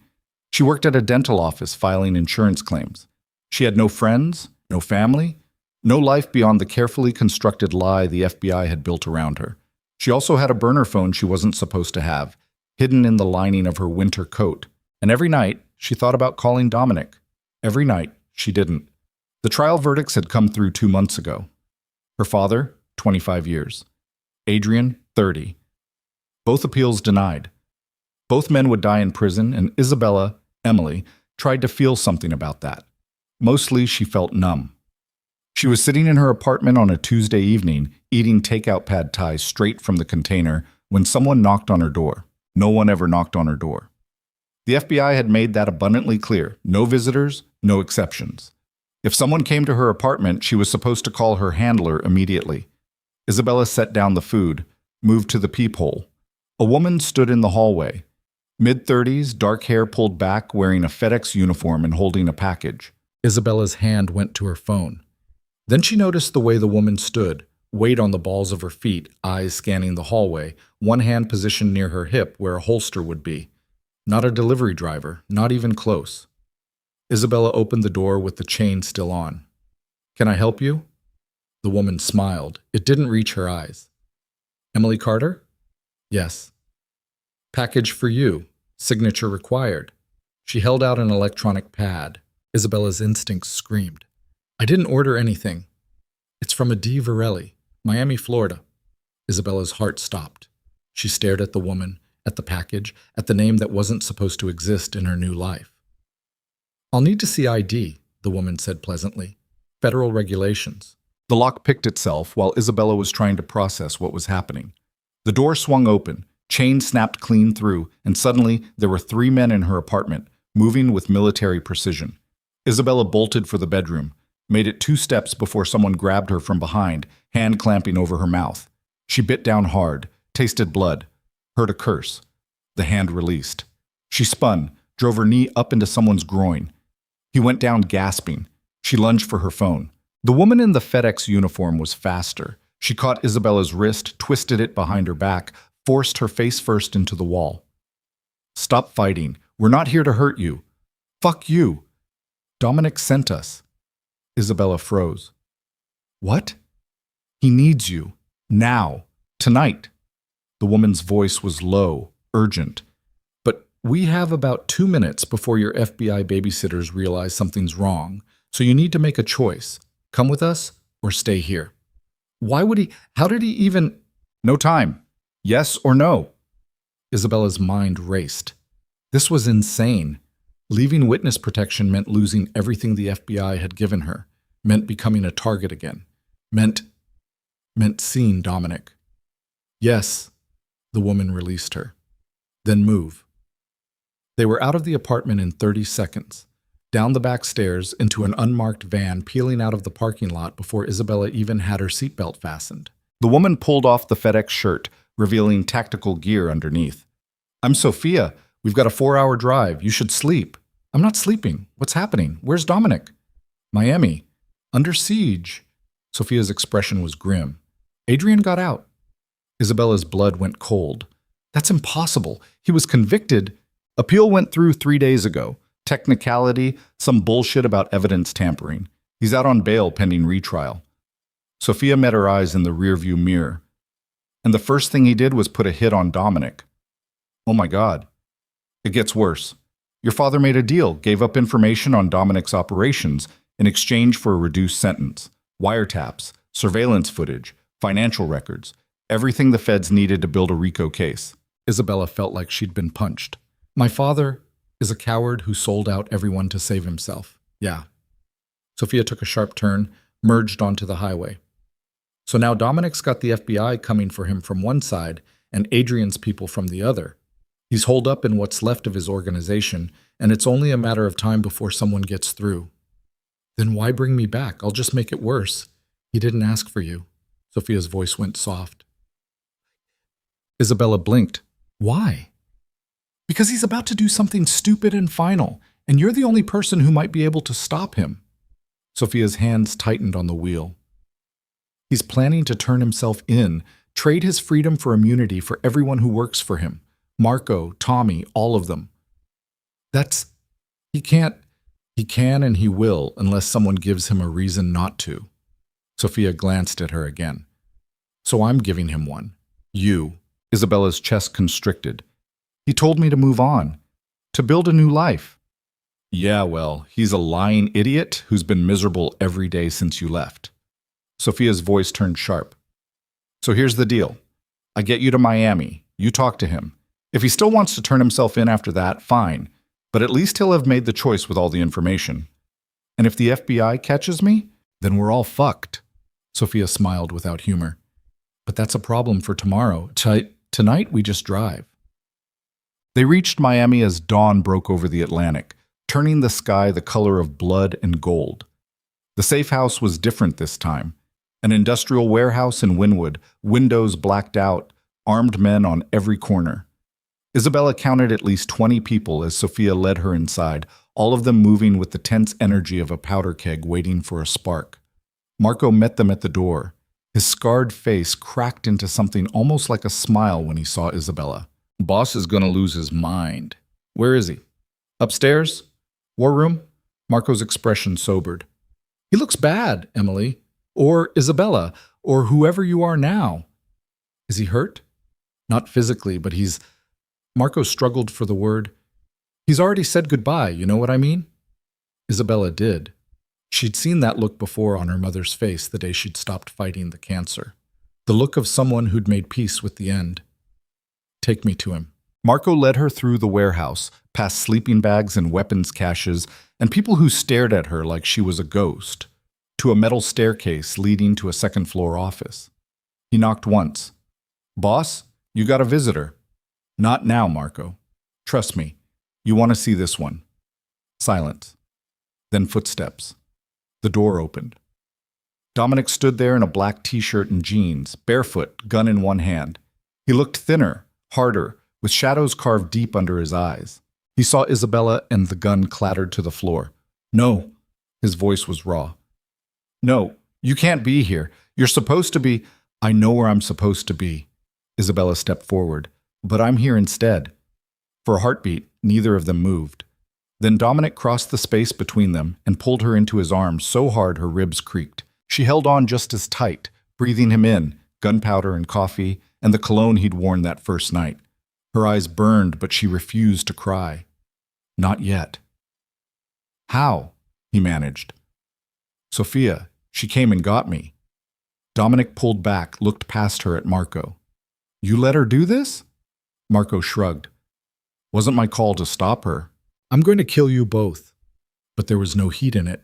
Dominic turned back to Isabella, hands framing her face like he was afraid she'd disappear. You shouldn't be here. It's not safe. Neither is turning yourself in. His expression shuddered. Who told you? Does it matter? Isabella grabbed his wrists. You can't do this. You can't just give up. I'm not giving up. I'm ending it on my terms. His jaw was set, immovable. Adrian's out. Your father gave the feds everything they need to destroy me. It's over, Isabella. This way, at least my people walk away clean. And you spend the rest of your life in prison. Better than dead. He tried to smile, failed. And better than dragging you back into this mess. I'm already in this mess. I was always in it. Isabella's voice rose. You think leaving me in Phoenix was protecting me? I was dying there, Dominic, slowly, every single day. You were safe. I was alone. The words erupted out of her. You want to know what witness protection is like? It's living in a ghost of a life, pretending to be someone you're not, knowing everyone you ever cared about thinks you're gone. It's looking over your shoulder forever, wondering if today's the day someone figures out who you really are. Her voice broke. It's worse than anything Adrian or my father ever did to me. Dominic's hands dropped. Then why did you do it? Because you told me to. She was crying now, hot, angry tears. Because you said it was the only way I'd be free. But you were wrong. I'm not free. I'm just alone. Isabella, I love you. She grabbed his shirt, bunched it in her fists. I have loved you since the night you put your coat around my shoulders and gave me a choice when everyone else was taking them away. And if you turn yourself in, if you walk into a cell and throw away the key, you're taking away my choice too. Dominic stared at her. Something in his expression cracked. What choice? The choice to be with you, to fight with you, to build something that's ours instead of running from everyone else's wars. She stepped closer until they were breathing the same air. I know it's dangerous. I know it's probably stupid, but I would rather die fighting beside you than live safe without you. You don't mean that. Try me. For a long moment, he just looked at her. Then, so quietly she almost didn't hear it. I can't ask you to do this. You're not asking. I'm choosing. Isabella forced steel into her voice.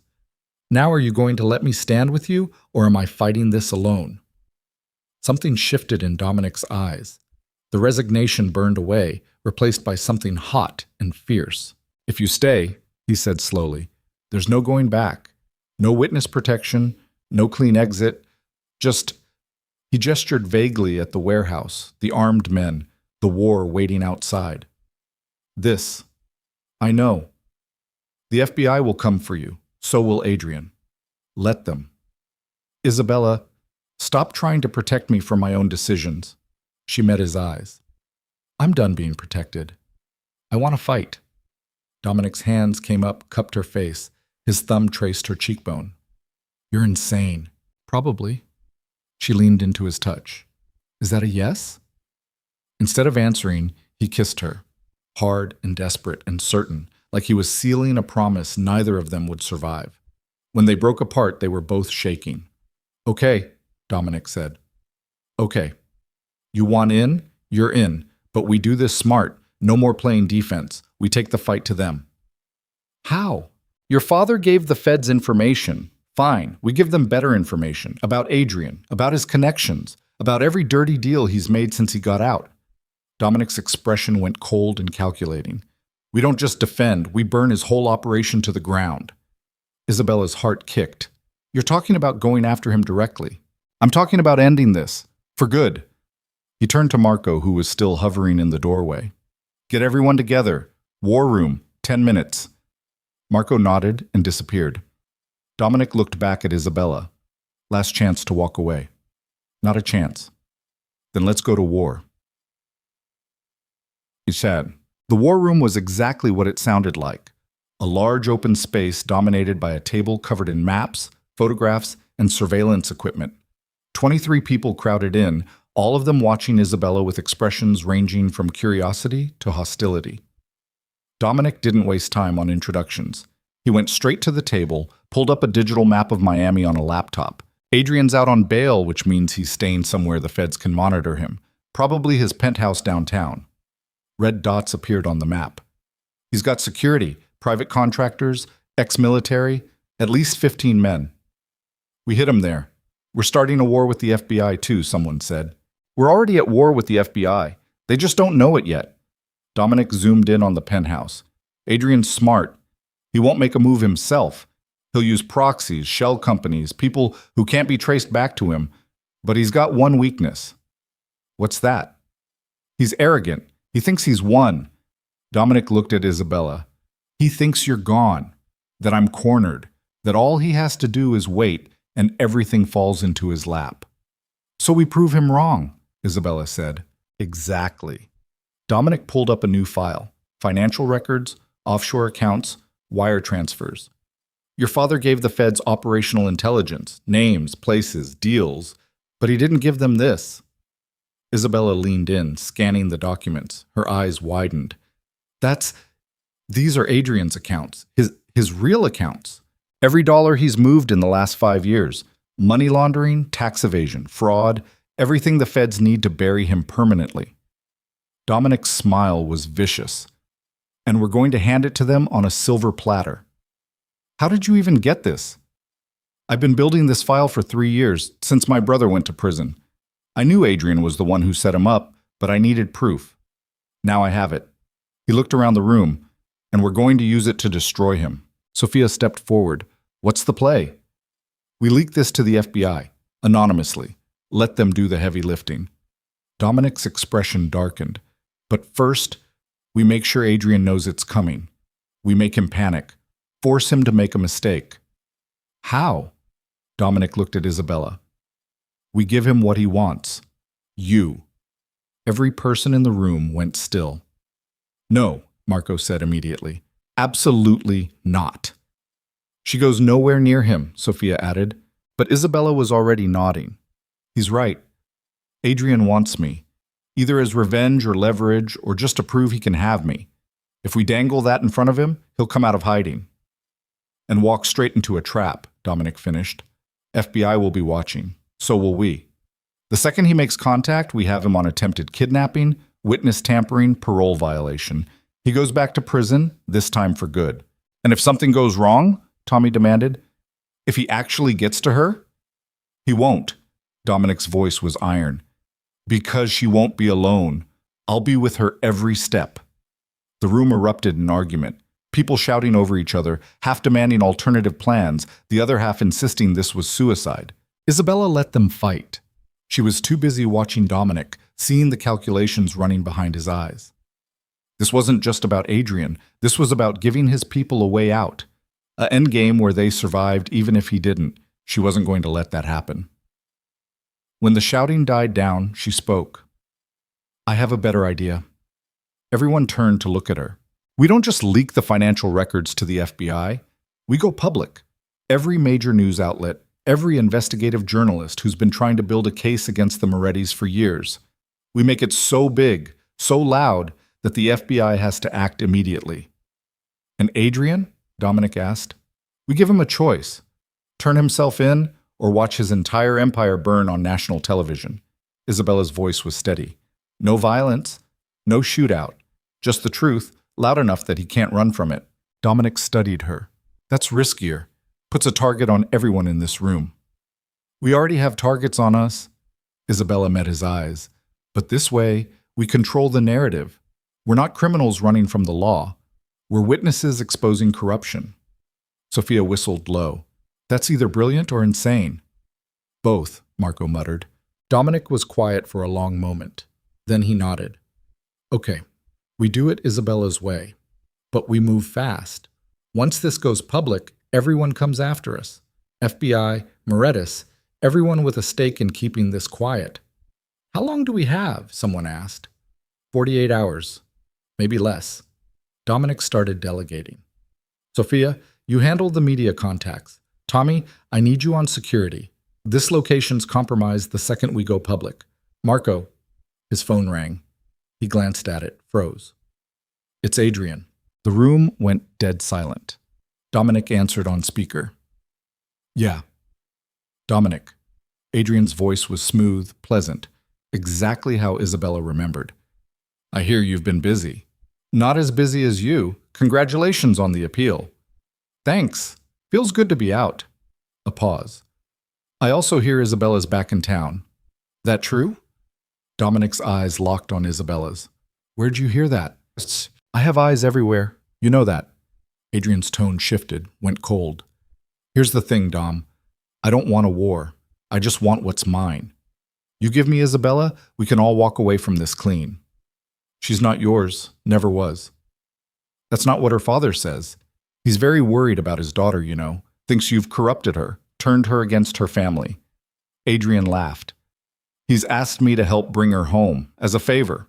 Isabella's hands curled into fists. Her father, still trying to control her even from prison. Tell him to go to hell, Dominic said flatly.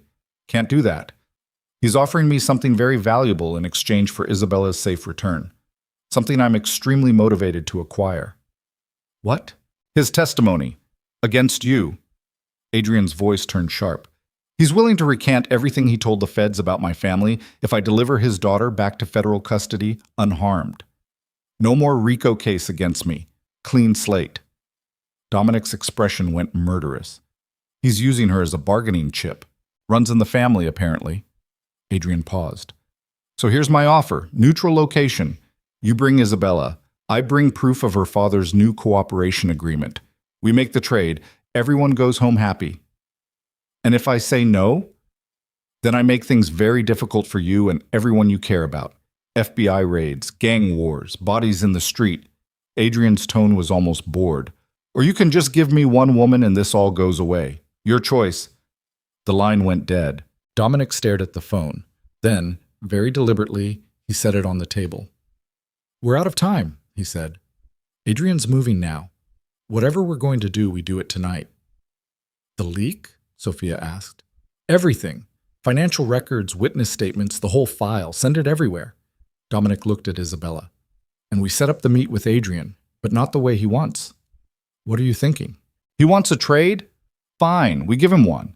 But the FBI's there. So is the media. So is everyone. Dominic's smile was pure predator. We make it so public he can't do anything except walk into the trap. That's insane, someone said. That's the plan. Dominic looked around the room. Anyone who doesn't want in, walk away now. No judgment. But if you stay, you're all in. Clear? No one moved. Good. Dominic pulled Isabella aside, lowered his voice. You sure about this? Once we do this, there's no going back. You'll never get witness protection again. You'll be exposed, vulnerable. I'm sure. Isabella grabbed his hand. We end this together, or not at all. Dominic squeezed her hand. Then he turned to the room. All right, let's burn it all down. Well, the plan came together in 2 hours. Sophia made calls, sent files, burned through every media contact she had. Tommy coordinated security, mapped out escape routes, prepared for every contingency. And Isabella recorded a video. She sat in front of a camera in an empty corner of the warehouse, Dominic behind the lens, and told her story. All of it. The arranged engagement, her father's corruption, Adrian's betrayal, the federal investigation, witness protection. Dominic. My name is Isabella Vance, she said, looking directly at the camera. And I'm tired of being afraid. Tired of letting powerful men decide my future. Tired of running. So I'm making a choice. I'm standing up. I'm testifying. And I'm asking anyone who's ever felt powerless, anyone who's ever been used, anyone who's ever been told they don't matter, stand with me, because we're taking back our stories, starting now. Dominic stopped recording. That's going to start a firestorm. Good. Isabella stood. When does it go live? 6 hours, 11 p.m.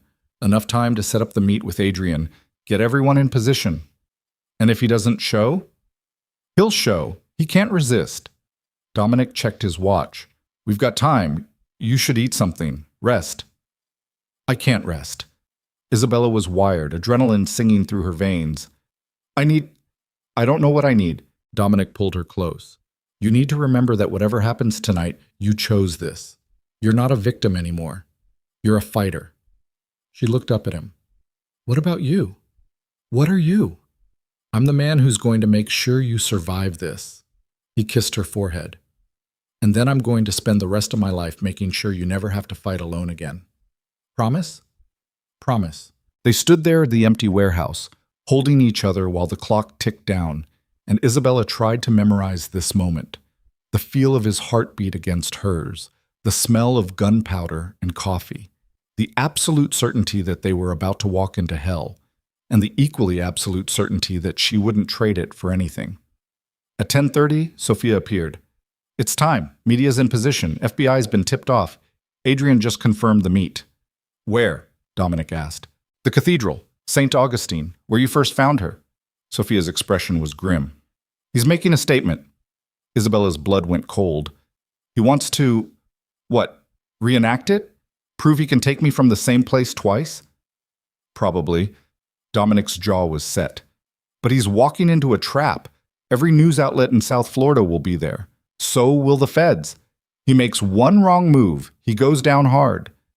And if he doesn't make a wrong move, then we make him.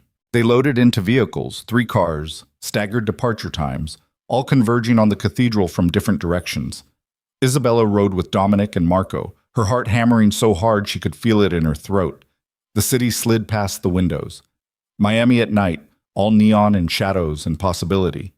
Isabella watched it go by and wondered if she'd ever see it again, if tonight was the end or just another beginning. You okay? Dominic asked quietly. No, but I'm doing it anyway. He smiled. That's my girl. The cathedral loomed ahead, spotlit and imposing. News vans were already there, cameras setting up, reporters talking into microphones. FBI vehicles parked at strategic points, agents in plain clothes trying to blend. And on the front steps, exactly where Isabella had been 6 months ago, stood Adrian Moretti. He looked different, thinner, harder, with something desperate in his eyes that hadn't been there before. He saw Dominic's car pull up and smiled. It was the smile of a man with nothing left to lose. Dominic parked, looked at Isabella. Last chance. Stop asking me that. She opened the door. Let's finish this. They walked toward the cathedral together, Dominic's hand at the small of her back, Marco flanking them, and Isabella felt the weight of 100 eyes watching. Adrian stepped forward. Isabella, you look good. Wish I could say the same. His smile tightened. I see you've chosen your side. I chose myself. That's not the same thing. Isn't it? Adrian looked at Dominic. You brought the files? You brought the cooperation agreement? Adrian pulled out a folded document, signed by Senator Vance himself. He recants everything, says he was coerced, that the feds threatened him. In exchange, he looked at Isabella. You come with me, right now, willingly. And if I don't, then this deal evaporates. The RICO case against me proceeds. And your boyfriend here gets charged as a co-conspirator in about 6 different federal crimes. Adrian's expression was almost pitying. It's a good offer, Bella. Take it. Isabella looked at Dominic. He was watching her, expression unreadable. Then she looked back at Adrian. No. No? I'm not going anywhere with you. Not now. Not ever. Isabella's voice rang out clear and strong. And that cooperation agreement? It's worthless. Because in about 30 seconds, every news outlet in this city is going to run a story about your financial crimes. Money laundering, tax evasion, fraud. Everything. Adrian went pale. You're bluffing. Am I? Isabella pulled out her phone, showed him the timestamp on the video she'd recorded. It goes live at 11. That's...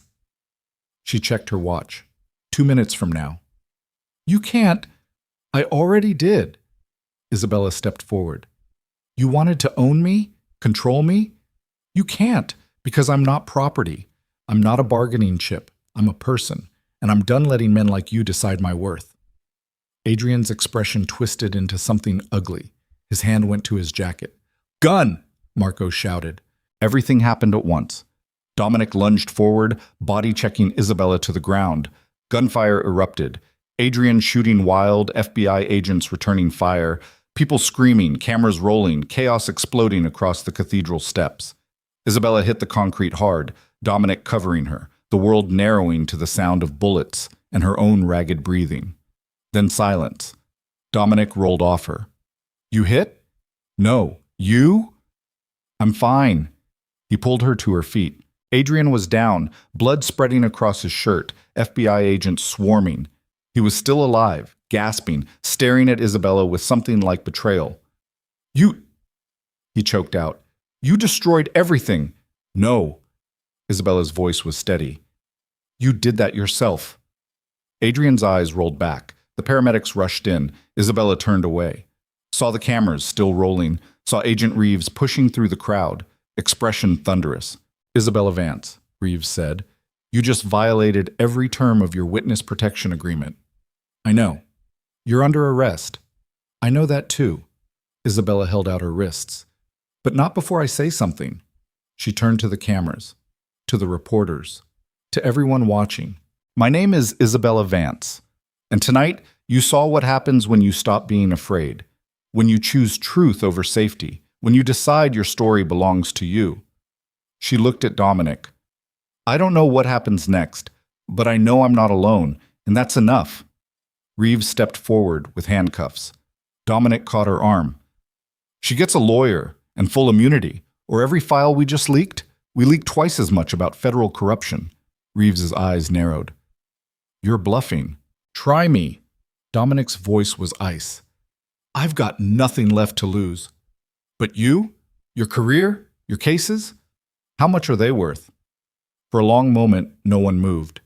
Then Reeves lowered the handcuffs. We'll talk, but not here. Good. Dominic looked at Isabella. You trust me? Always. Then let's go finish this. They walked away from the cathedral together, leaving Adrian bleeding on the steps, cameras rolling, and the whole city watching as Isabella Vance finally took back her life. The FBI field office smelled like burnt coffee and bureaucracy. Isabella sat in an interrogation room with Catherine Brooks on one side and Dominic on the other, facing Agent Reeves across a metal table that had seen better days. Let me make sure I understand this correctly, Reeves said, her voice tight with barely controlled fury. You violated witness protection, orchestrated a media circus, and provoked a shootout on the steps of a public landmark. And now you want immunity. That about covers it, Catherine said pleasantly, though I'd argue the shootout was Adrian Moretti's doing, not my client's. Your client baited him into it.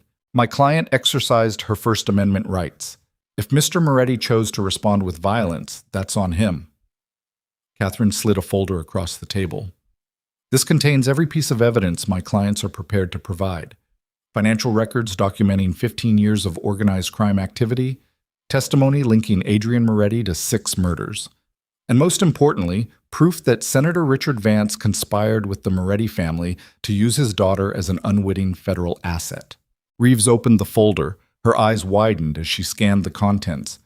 This is, how did you even... Doesn't matter where it came from, Dominic said. What matters is what you do with it. You can charge Isabella with violating her protection agreement and lose the biggest RICO case of your career, or you can give her immunity, prosecute the people who actually committed crimes, and go down in history as the agent who took down both the Morettis and a corrupt United States senator. Reeves looked at Isabella. You realize what you're asking. Full immunity means testifying in open court against your father. I know.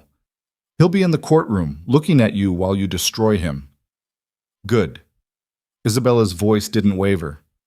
I want him to see my face when I tell the truth about what he did. Reeves was quiet for a long moment. Then she closed the folder. I need to make some calls. Don't leave this building. She walked out. Catherine exhaled. That went better than expected. She's going to do it? Isabella asked. She doesn't have a choice. The evidence is too good. The media coverage is too loud. If she doesn't move on this, someone above her will. Catherine gathered her papers. But Isabella, you need to understand, once you testify against your father, you're burning that bridge forever. No reconciliation, no forgiveness, just done. I've been done with him since he walked away from me on those cathedral steps. Isabella looked at her hands. They were steady. This is just making it official. Catherine nodded. I'll go see what I can negotiate. Sit tight. She left. Isabella and Dominic sat alone in the interrogation room, the fluorescent lights humming overhead. You okay? Dominic asked quietly. I don't know. Isabella laughed, the sound brittle. I just destroyed my father's life on national television. Adrian's probably going to die from his injuries, And I'm about to testify in the biggest trial of the decade. So yeah, I'm fantastic. Dominic reached across the table, took her hand. You did what you had to do.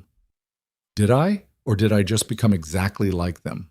She met his eyes. Using people, manipulating situations, burning everything down to get what I want. No. His grip tightened. You exposed the truth. They buried it. That's the difference. Is it? Isabella pulled her hand back. Be honest with me, Dominic. That first night, when you picked me up off those steps, was any of it real? Or was I just, what did you call it? Leverage against Adrian? Dominic flinched like she'd hit him. You really want to do this now? Yes. Because if I'm going to rebuild my life, I need to know what parts were real and what parts were just another lie. He was quiet for so long she thought he wouldn't answer. Then, slowly, he spoke. When I saw you sitting there in that wedding dress, the first thing I thought was that you could be useful. A way to hurt Adrian where it would sting. So yeah, that part was calculated. His eyes met hers. But then you got in the car, and you were so... He struggled for the word. Breakable, but also furious.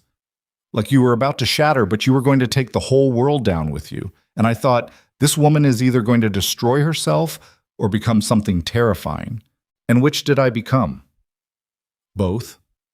His smile was sad. You destroyed the version of yourself that everyone tried to make you be. And you became someone who scares the hell out of me because you don't need me to save you. You just need me. Isabella's throat tightened. Is that enough? It's everything. Dominic leaned forward. I've spent my whole life being needed. My mother needed me to take care of the family. My organization needs me to lead. My brother needs me to get him out of prison. But you? You don't need me to fix your life. You just want me in it, and that's... His voice cracked. That's more than I ever thought I'd have. Isabella felt tears slide down her cheeks. I'm still angry at you for pushing me away, for trying to decide what was best for me. I know, you should be. He wiped her tears with his thumb. But I'm here now, and I'm not going anywhere unless you tell me to. Don't go. The words came out small, broken.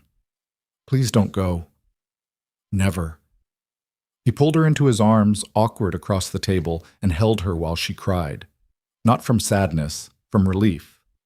From the overwhelming realization that she'd walked through fire and somehow come out the other side still breathing, still whole, still herself.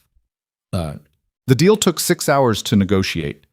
Full immunity for Isabella in exchange for testimony against both Adrian Moretti and Senator Richard Vance. No witness protection this time. She'd live under her own name, with federal security until the trials concluded. And Dominic got a deal too. Deferred prosecution on all charges in exchange for cooperation. His financial records, his testimony about the Moretti organization, everything the FBI needed to dismantle what was left of Adrian's empire. You're both incredibly lucky, Catherine said when it was done, or incredibly good at negotiating. I can't decide which.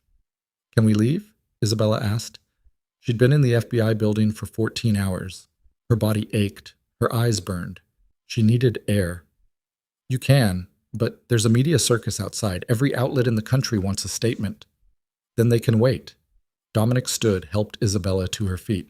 We're going out the back. They did. Marco was waiting with the car, Tommy riding shotgun.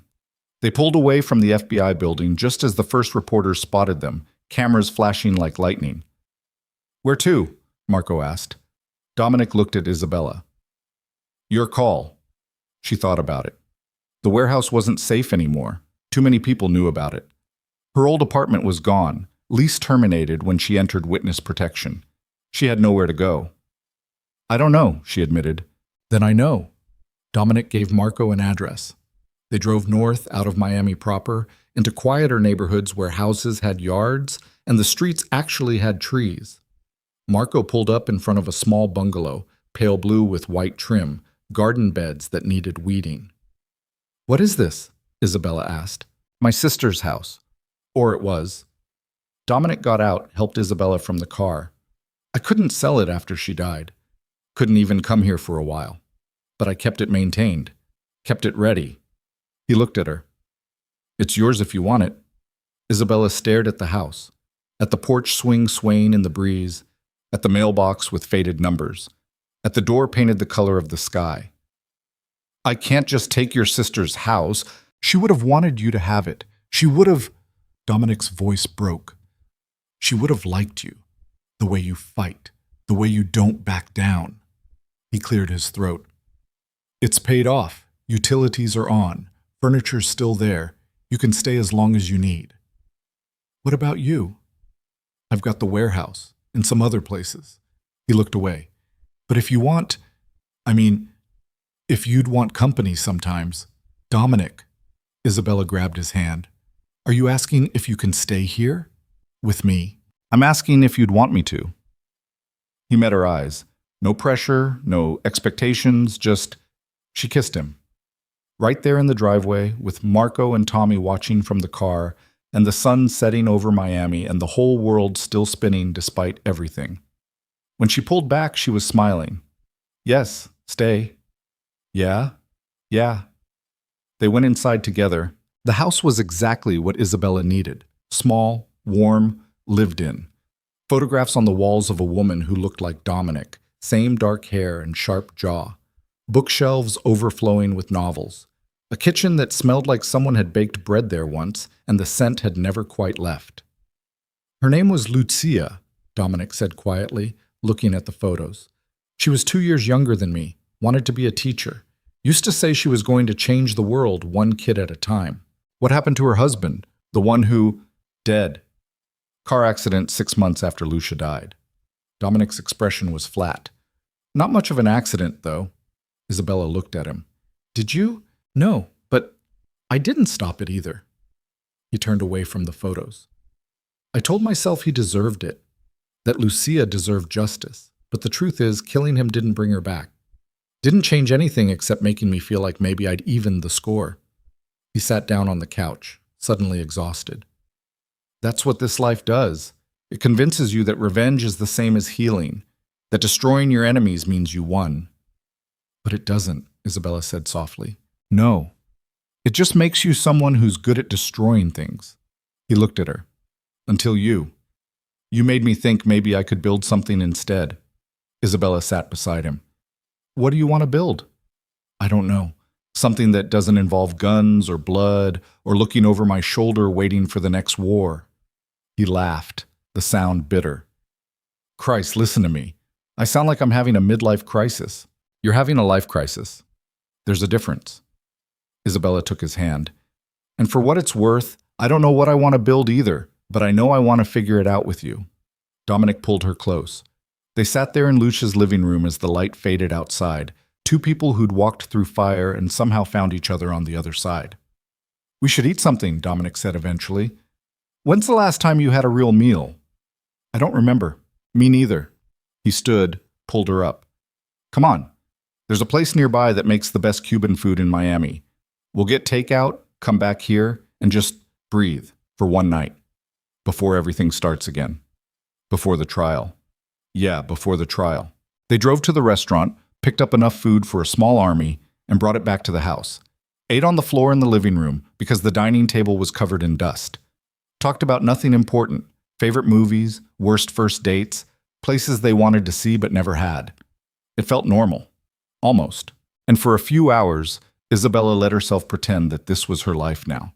That the trial was something far away. That her father and Adrian and the whole nightmare were just bad memories fading in the rear view. But midnight came, and with it, reality. Dominic's phone rang. He glanced at it, his expression closing. It's Marco. Answer it. He did. Listened for a moment. His face went pale. When? Pause. How bad? Another pause. I'll be there in 20 minutes. He hung up. Isabella's stomach dropped. What happened? Adrian died. Complications from the surgery. Dominic's voice was flat. He's gone. Isabella waited for the relief, for the sense that it was finally over. Instead, she just felt empty. I should feel something, she said quietly. He tried to destroy me. He used me. He shot at me. But I don't feel anything. That's normal. You don't have to feel anything. Dominic pulled her close. He doesn't get any more of your emotions. He's gone. That's enough. But it wasn't. Because Adrian dying meant the trial wouldn't happen. Meant he'd never face what he'd done. Never have to account for the people he'd hurt. He'd escaped. My father's still alive, Isabella said. The trial's still happening. Yeah. When? Jury selection starts in 2 weeks. Trial probably runs another month after that. Dominic looked at her. You don't have to do this. Catherine can work out a deal where you testify via video, where you never have to see him. No. Isabella pulled back. I want to be there. I want to look him in the eye when I tell the world what he did. Isabella, he sold me, Dominic, like I was property, like my life was his to trade away for his career. Her voice shook but held. And then when it fell apart, when I needed him, he walked away, didn't even look back. She stood. So yes, I'm going to be there, and I'm going to watch him realize that I'm not his little girl anymore. I'm the woman who brought him down. Dominic stood too. Then I'll be there with you, every day, every minute. You don't have to. Yes, I do. He cupped her face. You stood with me. Now I stand with you. That's how this works. Isabella leaned into his touch. I don't deserve you. Yeah, you do. You just haven't figured that out yet. The 2 weeks before the trial passed in a blur. Isabella and Catherine prepared testimony, reviewed evidence, ran through cross-examination scenarios until Isabella could recite her own life story without flinching. Dominic was there for all of it. Not hovering, not trying to control, just there. A solid presence when everything else felt like it was spinning out of control. Marco and Tommy set up security around the house. Reporters camped outside trying to get interviews. Isabella ignored them all. And at night, when the house was quiet and the world felt too big, she and Dominic lay in Lucia's old bedroom and talked about the future. What happens after the trial? Isabella asked one night, her head on his chest, listening to his heartbeat. Whatever we want. His fingers traced patterns on her shoulder. I'm thinking about getting out. The business, I mean. Selling off what's left, taking the money and doing something legal for once. Like what? I don't know. Marco wants to open a restaurant. Tommy's talked about private security, legitimate stuff. He paused. And I've been thinking about my brother, about getting him a real appeal, not just throwing money at lawyers, but actually building a case. You think you can get him out? With Adrian gone and your father going down? Yeah, I think we've got a shot. He looked down at her. What about you? What do you want? Isabella thought about it. I want to finish college, get my degree, maybe teach, like your sister wanted to. She smiled. And I want to travel, see places that aren't Miami or Phoenix, see the world like I'm a person, not a pawn. We could do that after the trial. Just go. Disappear for a while. Together? If you'll have me. Isabella lifted her head, kissed him. Always. Boss. The trial started on a Tuesday morning in late June. The courthouse was a zoo. Protesters on the steps, media vans blocking traffic, security checkpoints at every entrance. Isabella wore a navy suit Catherine had picked out, simple and professional. Her hair was pulled back, no jewelry except small diamond studs that had been her grandmother's. She looked like exactly what she was, a woman who'd survived. Dominic walked beside her, Marco and Tommy flanking them. Catherine led the way, cutting through the crowd like a shark through water. They entered the courtroom, and there, at the defense table, sat Senator Richard Vance. He looked older, grayer. The man who'd seemed so untouchable in Isabella's childhood now just looked small, human, breakable. He saw her. Their eyes met. Isabella didn't look away. The judge entered. Everyone stood. The trial began. The prosecution laid out their case over 2 days. Financial records, testimony from DOJ officials about the cooperation agreement, phone records showing Richard Vance orchestrating his daughter's engagement like a business deal. Isabella sat in the gallery and listened to her life dissected by strangers. Then, on the 3rd day, Catherine called her to the stand. Isabella walked to the witness box, placed her hand on the Bible. She'd asked for it specifically, knowing the irony wouldn't be lost on anyone, and swore to tell the truth. The whole truth. Nothing but. She sat, looked out at the courtroom, at the jury, at the reporters scribbling notes, at Dominic in the front row, his expression steady and sure. At her father, sitting 20 feet away. The prosecutor stood. Please state your name for the record. Isabella Marie Vance. Ms. Vance, can you describe your relationship with the defendant? Isabella took a breath. He's my father. Or he was. I'm not sure what he is now. Can you tell the court about the events leading up to your engagement to Adrian Moretti? And Isabella did. She told them everything. How her father had arranged the introduction. How he'd pushed the relationship, encouraged the engagement, made it clear that marrying Adrian was what he expected. She told them about finding the cooperation agreement, about realizing she'd been used as bait. She told them about the wedding that never happened, about her father walking away when she needed him most. And did your father ever tell you about his arrangement with the Department of Justice? The prosecutor asked. No, I found out when the files leaked. Isabella looked at her father. He never thought I had the right to know what he was doing with my life. Objection, her father's lawyer said. Speculation. Sustained. The prosecutor asked more questions. Isabella answered all of them, her voice never wavering. When he was done, her father's lawyer stood for cross-examination. Ms. Vance, isn't it true that you're currently in a romantic relationship with Dominic Virelli? Yes. A known organized crime figure. A man who's cooperating with federal investigators, yes. And isn't it true that you went to Mr. Virelli willingly after leaving your wedding? Yes. So you weren't kidnapped? You weren't coerced? No, I made a choice. A choice to align yourself with criminals instead of your own family? Catherine stood. Objection. Argumentative.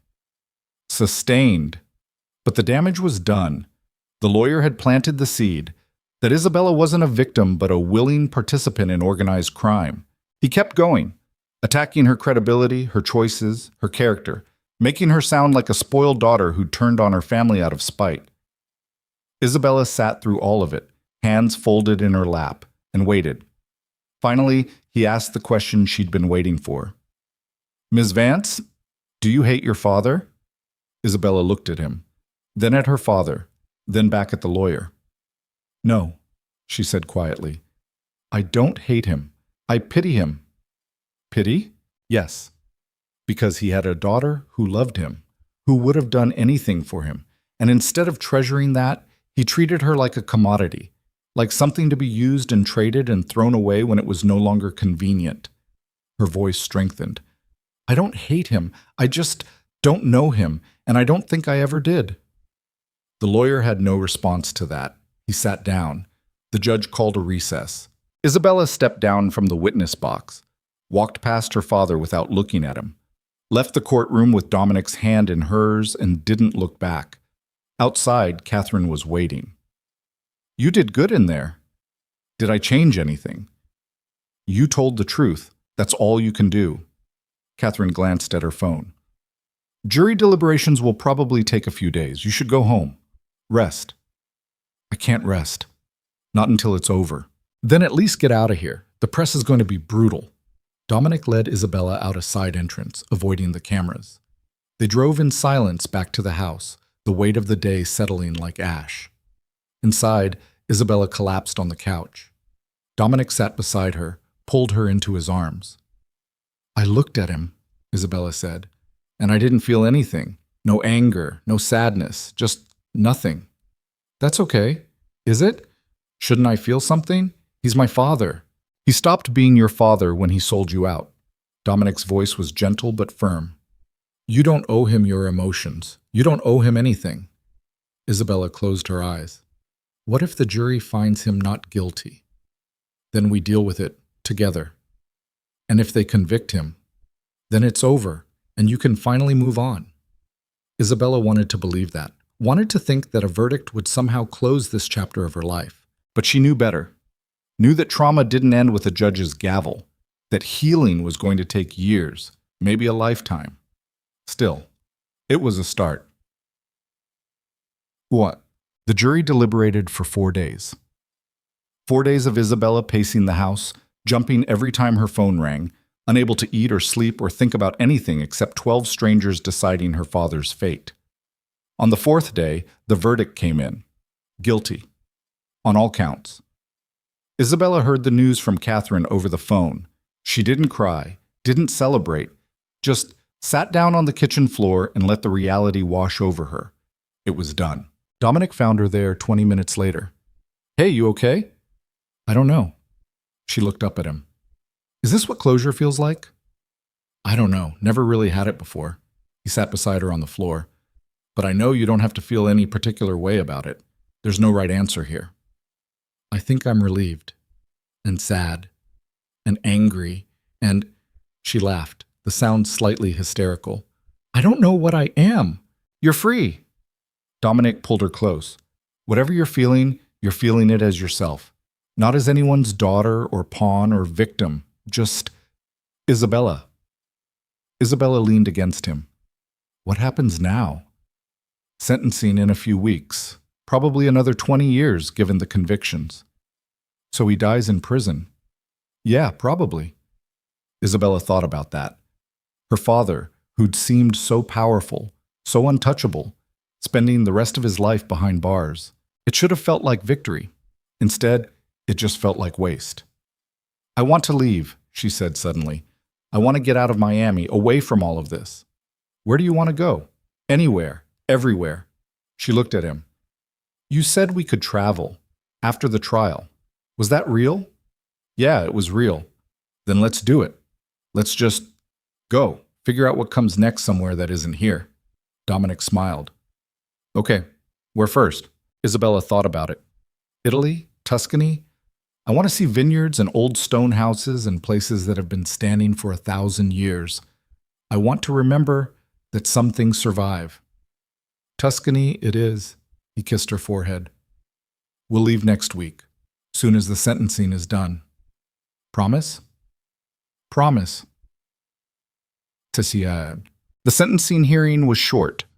Richard Vance stood before the judge and showed no emotion as he was sentenced to 23 years in federal prison. Isabella watched from the gallery. When it was over, when the marshals led her father away in handcuffs, she stood and walked out. She didn't visit him before he was transferred, didn't write a letter or make a phone call.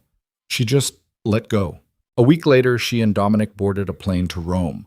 Marco and Tommy stayed behind to handle things in Miami. Catherine promised to forward any legal documents that needed signatures, and Isabella Vance left her old life behind. Tuscany was everything she'd imagined: rolling hills covered in vineyards, medieval towns perched on hilltops, sky so blue it hurt to look at. They rented a farmhouse outside a village called Montalcino, all stone walls and terracotta roof tiles. The nearest neighbor was half a mile away. The nearest city, further than that. It was perfect. They spent days exploring, walking through vineyards, tasting wine at local wineries, eating pasta that some grandmother made fresh that morning, learning Italian in fits and starts, mangling the pronunciation until the locals laughed but helped anyway. And slowly, carefully, they started to heal. Dominic got word 3 months in that his brother's appeal had been approved.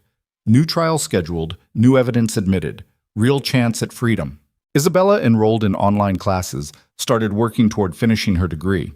Art history, like before, but this time because she wanted to, not because her father said it would look good on applications. They bought the farmhouse, decided to stay, at least for a while, maybe longer. The vineyard that came with the property was overgrown, neglected. Dominic hired local workers to help restore it. Spent his days learning about soil and grapes and the patience it took to make something beautiful. Isabella planted a garden, tomatoes and basil and flowers whose names she learned from the woman who sold her seeds at the market. They were building something. Not perfect, not clean, just theirs. One evening, 6 months after they'd arrived, they sat on the terrace watching the sun set over the hills. The air smelled like lavender and earth and possibility. "You ever think about going back?" Dominic asked. "To Miami?" Isabella considered it. "Maybe. Eventually. To see how Marco's restaurant is doing. To visit your brother when he gets out. But not to stay." "No? No. This is home now." She looked at him. "Is that okay with you?" "It's more than okay." He took her hand. "I spent my whole life in Miami building an empire that was really just a prison. This—" He gestured at the vineyard, the house, the endless sky. This is the first time I've felt actually free. Isabella squeezed his hand. We did it. We actually got out. Yeah, we did. They sat in comfortable silence as the light faded. Somewhere in the distance, church bells rang the hour. The vineyard workers called to each other in Italian, heading home for the day. Isabella thought about the girl who'd sat on those cathedral steps in a ruined wedding dress, about how lost she'd been, how broken. That girl was gone. In her place was someone stronger, someone who'd walked through fire and come out the other side not unscathed but unbroken, someone who'd chosen herself. I love you, she said quietly. Dominic turned to her, smiled that rare smile that made him look young again. I love you too. They'd paid for this life in blood and betrayal and pain. They'd destroyed everything they'd known to get here. And Isabella wouldn't change a single thing, because this simple life in a Tuscan farmhouse, this man beside her, this future they were building one day at a time, this was worth everything. This was freedom. And a year after they'd left Miami, Isabella got a letter. Her mother's handwriting, shaky but legible. She almost didn't open it, almost threw it away without reading. But Dominic saw her holding it, saw the expression on her face. You should read it, just to know. So she did. The letter was short. Her mother apologizing for everything, for not protecting her, for choosing her husband over her daughter, for being weak when Isabella needed her to be strong. She was in rehab, she wrote, trying to get clean, trying to become someone her daughter could be proud of. She didn't ask for forgiveness, just wanted Isabella to know she was trying. Isabella read it twice and then set it aside. You gonna write back? Dominic asked. I don't know. Maybe, eventually. Isabella looked at him. Is that bad? That I'm not ready? No, you don't owe anyone forgiveness on their timeline. He pulled her close. You forgive when you're ready, or you don't. Either way is okay. Isabella tucked the letter into a drawer. Maybe she'd respond someday. Maybe she wouldn't. But for now, she had other things to focus on. The vineyard was producing its first harvest. Small, but promising. They'd hired a winemaker from a neighboring property to help them process it, turn it into something drinkable. Isabella had finished her degree, started thinking about maybe teaching, about opening the farmhouse to students who wanted to study art history in Italy. Dominic's brother had been released, exonerated, all charges dropped. He was living in Miami, working at Marco's restaurant, rebuilding his life. And one morning, Isabella woke up and realized she was happy. Not the manic happiness of escaping something. Not the relief of survival, just contentment, peace. The quiet knowledge that she was exactly where she was supposed to be. She found Dominic in the vineyard, checking the vines. Hey. He turned, smiled. Hey yourself, sleep okay? Yeah. She walked to him, slipped her hand into his. I've been thinking. About? About us? About this? She gestured at the vineyard, the house, their life. About making it permanent. Dominic's expression grew serious. What are you saying? I'm saying I want to marry you, not because my father arranged it, or because it's strategic, or because of any reason except that I love you, and I want to spend the rest of my life with you. Her voice was steady. What do you think? Dominic stared at her. Then he started laughing, the sound rich and genuine. I think you just proposed to me. I did. Is that a yes? Hell yes. He pulled her into his arms, lifted her off her feet, spun her around. Yes, absolutely yes. They got married 3 months later in the small stone church in town, with Marco and Tommy flying in as witnesses. No white dress this time. Isabella wore pale blue. No cathedral full of strangers, just the people they actually cared about. And when Dominic slipped the ring onto her finger, when the priest pronounced them married, Isabella felt something click into place. This was right. This was real. This was hers. They celebrated with wine from their own vineyard, still young, still rough, but theirs, and danced under string lights in the garden until the stars came out. And later, when they were alone in the house they'd built together, Dominic pulled her close. You know what I realized? He said softly. What? That night, on the cathedral steps, when I stopped to help you. He paused. I thought I was saving you, but you were saving me. Isabella's eyes burned. We saved each other. Yeah, we did. They lay together in the dark, two people who'd found each other in the wreckage and somehow built something beautiful from the ruins. And for the first time in her life, Isabella Vance, now Isabella Virelli, felt like she was home. 5 years later, the vineyard was thriving. Their wine had won awards, earned recognition from critics and collectors. They'd expanded, hired a full staff, built the business into something sustainable. Isabella taught art history workshops in the summer, bringing students from all over the world to study Renaissance painting in the Tuscan countryside. Dominic split his time between the vineyard and advocacy work, helping other people trapped in the criminal justice system, using his experience and resources to fight for reform. They had a daughter, Elena, named after Dominic's sister Lucia, middle name Lucia, first name Elena, because Isabella liked how it sounded. She was 3 years old, fearless and stubborn, and absolutely certain the world belonged to her. Isabella watched her play in the garden one afternoon, digging in the dirt, and felt her chest tighten with gratitude. This life, this family, this peace, she'd paid for it dearly, given up everything she'd known, everyone she'd been. But looking at her daughter, at her husband working in the vineyard, at the home they'd built, it was worth it, all of it. Dominic came up behind her, wrapped his arms around her waist. "What are you thinking about?" "About how far we've come." She leaned back against him. "About that night, the cathedral. You ever regret it? Getting in the car with me?" "Never, not once." She turned in his arms. "Do you regret stopping?" "Are you kidding? Stopping for you was the best decision I ever made." He kissed her softly. "You changed my life, Isabella." We changed each other's lives. They stood there in the garden, their daughter playing at their feet, the vineyard stretching out in rows of green and gold, and Isabella felt the last piece of her old pain finally let go. She'd been broken on those cathedral steps, shattered into pieces she'd thought could never be whole again. But she'd been wrong. The pieces had reformed, not the same as before. Something different, something stronger, something entirely, completely, beautifully hers. "I'm happy," she said quietly. Dominic smiled. "Good. You deserve to be. So do you." "I know, I finally figured that out." Elena ran over, dirt on her hands and face, holding a flower she'd picked. "Mama, look!" Isabella knelt down, took the flower. "It's beautiful, baby, just like you." Elena beamed and ran off to find more. And Isabella stood, took Dominic's hand, and looked out at the life they'd built. It wasn't perfect. It wasn't clean. It wasn't what anyone would have predicted. But it was real. It was earned. It was fought for. It was love. And after everything, after betrayal and violence and pain and fear, after losing everything and rebuilding from nothing, after all of it, Isabella Virelli was finally, completely, impossibly free.